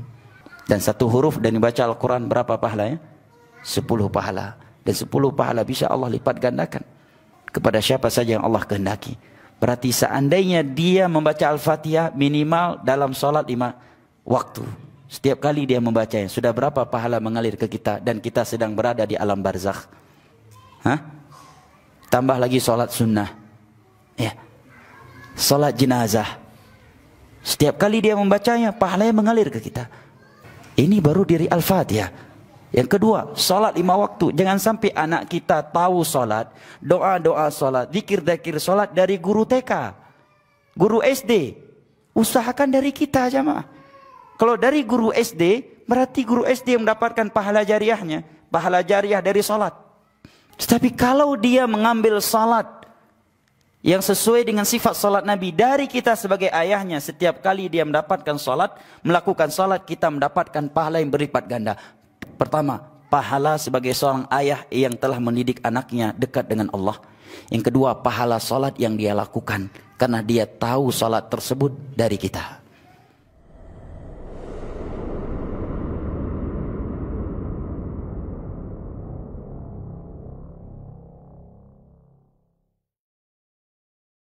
Ustadz, bagaimana menyadarkan anak saya yang belum mau berhijrah dan hari-harinya masih banyak yang di luar ajaran Islam?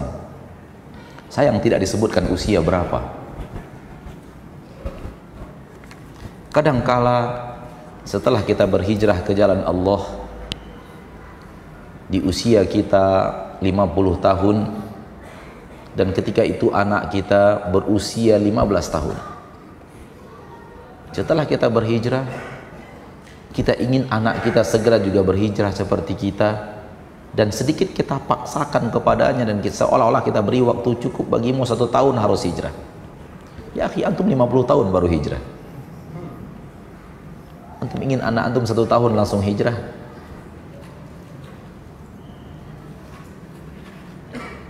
Ini misalnya, kalau anaknya berusia berapa? 15 tahun. Kalau antum telah mendidik anak antum di atas jalan yang batil selama 15 tahun, maka bersabarlah untuk mendidiknya ke jalan hak selama 15 tahun. Itu baru adil. Itu baru apa? Adil. Kalau anak antum sudah kadung antum arahkan ke jalan yang salah 30 tahun, maka siaplah untuk bersabar 30 tahun. Itu baru adil. Namun kalau antum mengarahkannya kepada maksiat 15 tahun dan antum harus berhasil mengarahkannya kepada ketaatan 15 bulan, sungguh antum tak adil dalam berpendapat. Ini yang pertama, agar kita sadar bahwa jangan tergesa-gesa. Kita sudah lama melakukan kesalahan kepadanya, butuh waktu yang lama pula untuk menyadarkannya kepada jalan yang benar. Butuh waktu yang lama pula. Mudah-mudahan tidak sampai 15 tahun bagi anak usia yang 15. Mudah-mudahan tidak sampai 30 tahun untuk anak yang usianya 30 tahun. Tapi paling tidak antum telah bersabar lama mendidiknya kepada maksiat. Tolong juga bersabar lama untuk mendidiknya ke jalan taat.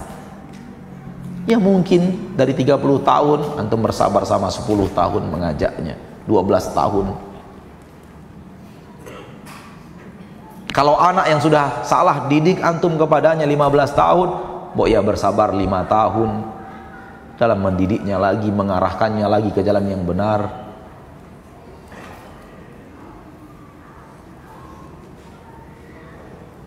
Dan mudah-mudahan lebih cepat daripada itu antum mendapatkan kabar gembira dengan anak yang hijrah. Satu. Yang kedua, setelah antum berhijrah, semoga Allah kuatkan istiqamah antum di atas hijrah. Antum berkewajiban mengarahkan anak antum kepada ketaatan, namun tidak wajib anak itu harus berhasil hijrah di tangan antum. Agama tidak pernah mewajibkan kepada orang tua anaknya harus taat dan harus patuh kepada Allah. Kayaknya antum bingung mendengar kata-kataan. Karena melihat kebingungan dari mata. Nabi Nuh alaihi salam berhasilkah mendidik anaknya ke jalan Allah? Tidak. Apakah Nabi Nuh berdosa ketika anaknya tetap di atas kesalahan? Berdosa tidak Nabi Nuh? Berarti tidak wajib kan? Karena kalau antum katakan berdosa, berarti Nabi Nuh dengan ketidakberhasilannya berdosa. Kalau harus wajib, anak itu harus wajib taat. Kalau anak tak taat, ayah berdosa. Berarti Nabi Nuh berdosa dong, anaknya tidak taat.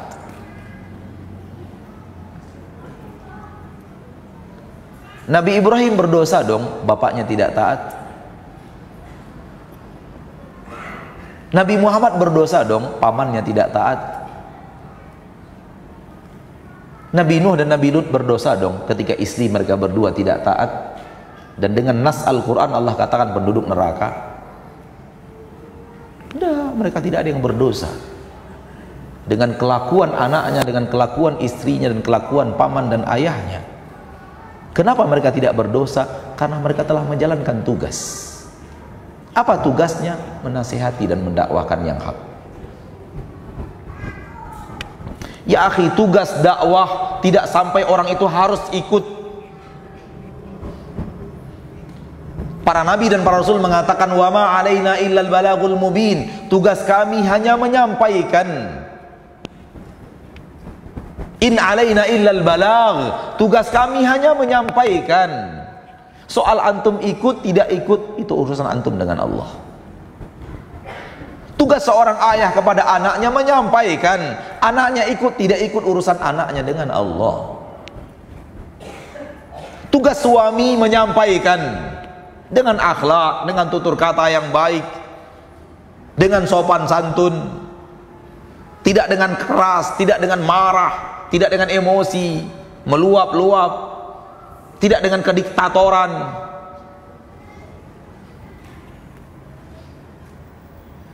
Soal kemudian istri ikut atau tidak ikut, urusan dia dengan Allah, bukan lagi kewajiban. Target dakwah bukanlah orang ikut, tapi target dakwah adalah dakwah itu sendiri. Target dakwah adalah menyampaikan. Kalau antum sudah menyampaikan, antum sudah mencapai target dakwah dan berbahagialah. Target dakwah sudah tercapai. Ayah menasihati anak dan sudah dinasihati, ayah itu harusnya bahagia. Target dakwah telah tercapai, saya telah menyampaikan kebenaran kepada anak saya. Di akhirat saya bebas. Karena tugas ayah menasihati anaknya, bukan wajib anaknya patuh. Sudah paham? Alhamdulillah. Jadi tugas target dakwah adalah dakwah itu sendiri. Menyampaikan kebenaran dengan akhlak mulia, dengan tutur kata yang baik, dengan sopan santun, dengan lemah lembut. Itulah target dakwah. Soal orang ikut tidak ikut tak pernah menjadi perhitungan. Karena dakwah itu adalah menyampaikan hujah Allah kepada manusia. Bukan mengharuskan manusia ikut hujah Allah. Nabi Muhammad mengatakan, aku bertemu dengan Nabi yang pengikutnya hanya 1 dan 2 orang saja. Berarti kalau begitu tidak sukses dakwah Nabi itu. Kalau perhitungan dakwah adalah orang ikut, enggak, Nabi itu sukses dakwahnya. Lebih sukses dari dakwah siapapun yang ada di permukaan bumi sekarang ini. Yang dengan banyaknya pengikutnya, lebih sukses dakwah Nabi itu. Karena dia Nabi, yang ada sekarang tak ada Nabi satupun. Siapa yang lebih sukses, Nabi atau Da'i sekarang ini? Nabi yang sukses. Kenapa? Karena beliau yang berdakwah paling hebat, walau tak ada pengikut, kecuali 1 dan 2 orang. Nabi Nuh berdakwah 950 tahun. Wa ma amana ma'ahu illa qalil, dan tidak beriman kepada Nabi Nuh kecuali sedikit. Dalam tafsir Ibnu Katsir, berapa sedikit itu? 18 orang. Selama berapa? 950 tahun. Silahkan bagi. Siapa yang bawa? Silahkan bawa alat. 950 tahun dibagi 18, coba. 950 bagi 18, berapa angka yang keluar? Berapa? 52. Itu artinya kalau diambil angka rata-rata, Nabi Nuh berdakwah 52 tahun, beriman 1. 52 tahun berdakwah, beriman 1. 52 tahun berdakwah, beriman satu. Apakah Nabi Nuh gagal dalam dakwah? Tidak. Beliau menjadi manusia terbaik di permukaan bumi. 5 manusia terbaik, salah satunya bernama Nuh alaihissalam. Walau yang beriman hanya 18 orang. Jadi target dakwah itu adalah menyampaikan dakwah itu sendiri dan sabar menyampaikan dakwah itu sendiri. Siapa yang paling rajin menyampaikan dakwah dan sabar di atas jalan menyampaikan dakwah, tentu dakwahnya disampaikan dengan lemah lembut, dengan hikmah, dengan mau'idhah hasanah, maka dialah orang yang sukses dakwahnya walau tak ada pengikut. Wallahu a'lam.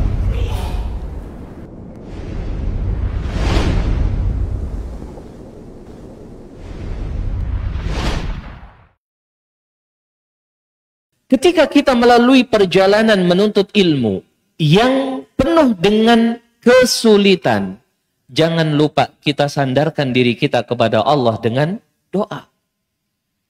Pernah nggak sih kalian doa sama Allah dalam setiap sholat atau di waktu-waktu mustajab agar Allah berikan kemudahan hafalan? Pernah nggak?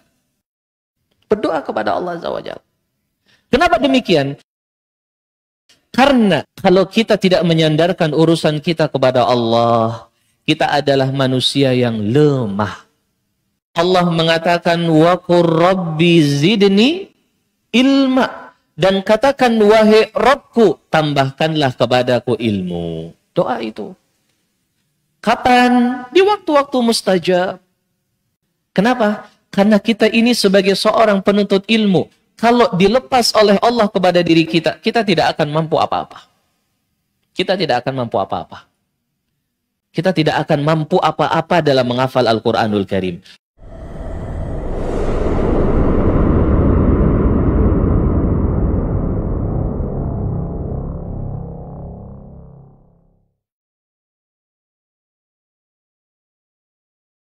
Bagaimana ikhlas itu? Ikhlas itu adalah ketika kalian menghafal Quran, ketika kalian mengeja satu kata demi satu kata di dalam Al-Quranul Karim, bukan karena ingin dibilang hafalannya banyak, bukan karena ingin tampil keren, wah saya sudah hafal Quran. Tidak. Tetapi itu semua karena keridhaan dari Allah Subhanahu wa Ta'ala. Ini adalah poin pertama yang harus kalian jaga sebagai modal utama di dalam kesuksesan hafalan kalian terhadap Al-Quranul Karim. Poin yang kedua, kalian harus selalu menjaga ketakwaan kalian kepada Allah Azza wa Jalla. Takwa itu kalian menjalankan perintah dan meninggalkan larangan. Itu adalah takwa. Ketakwaan seseorang adalah dengan dia itu menjadi penghafal Al-Quran yang menjaga syariat Allah Subhanahu wa Ta'ala.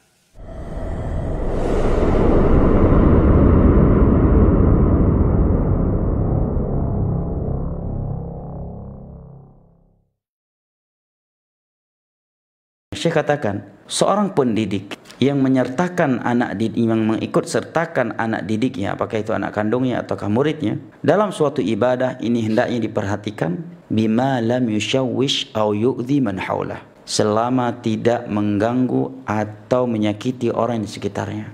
Karena ada kebiasaan sebagian ummahat, sebagai abah, bawa ke masjid setelah itu anaknya dilepas. Orang lain kajian, anaknya justru main-main, mengganggu orang lain, bahkan terkadang membuat pemberi materi ustadz atau ustadzah tidak bisa menyampaikan kajian karena ributnya suara mereka. Ini dikhawatirkan dia justru mendapatkan dosa karena dia mampu mencegah anaknya untuk tidak mengganggu orang lain, tetapi justru membiarkannya. Makanya kalau kita melihat riwayat-riwayat dari Nabi, dari para sahabatnya atau ulama salaf terkait hal ini, mengikut sertakan anak-anak mereka dalam jalan kebaikan, selalu kita lihat hal ini benar-benar mereka perhatikan. Maka kita lihat terkadang sebagian ulama saleh bawa anaknya kemudian diletakkan di dalam pangkuannya. Semakin juga kita lihat dari sebagian guru-guru kita ketika hadir duduk bareng dengan kita di dalam majelis umum Syekh Abdul Rahman Al-Adini, dia bawa Iqra satu, kemudian buku tulis dengan pulpen, kemudian anaknya disuruh tulis huruf-huruf hijaiyah, misalkan hamzah, ba, tha, suruh tulis ya sebanyak-banyaknya, atau terkadang diberikan target sebelum kajian selesai kamu sudah sampai ya, sekian, sudah menulis sekian. Nah, ini salah satu metode yang bagus. Assalamualaikum warahmatullahi wabarakatuh. Alhamdulillah wassalatu wassalamu ala rasulillah. Taubat dan hijrah adalah kewajiban kita semua.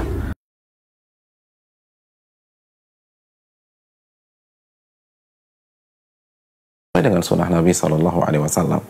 Namun yang perlu kita ingat, hijrah itu tidak mudah. Karena setiap orang yang berhijrah, dia harus mendengar firman Allah SWT dalam surat Al-Ankabut ayat 2. Ahasiban nas an yutraku an yaqulu amanna wa hum la yuftanun. Apakah manusia berpikir mereka akan dibiarkan begitu saja memproklamirkan iman mereka, taubat mereka, hijrah mereka, lalu mereka tidak diuji oleh Allah Subhanahu wa taala?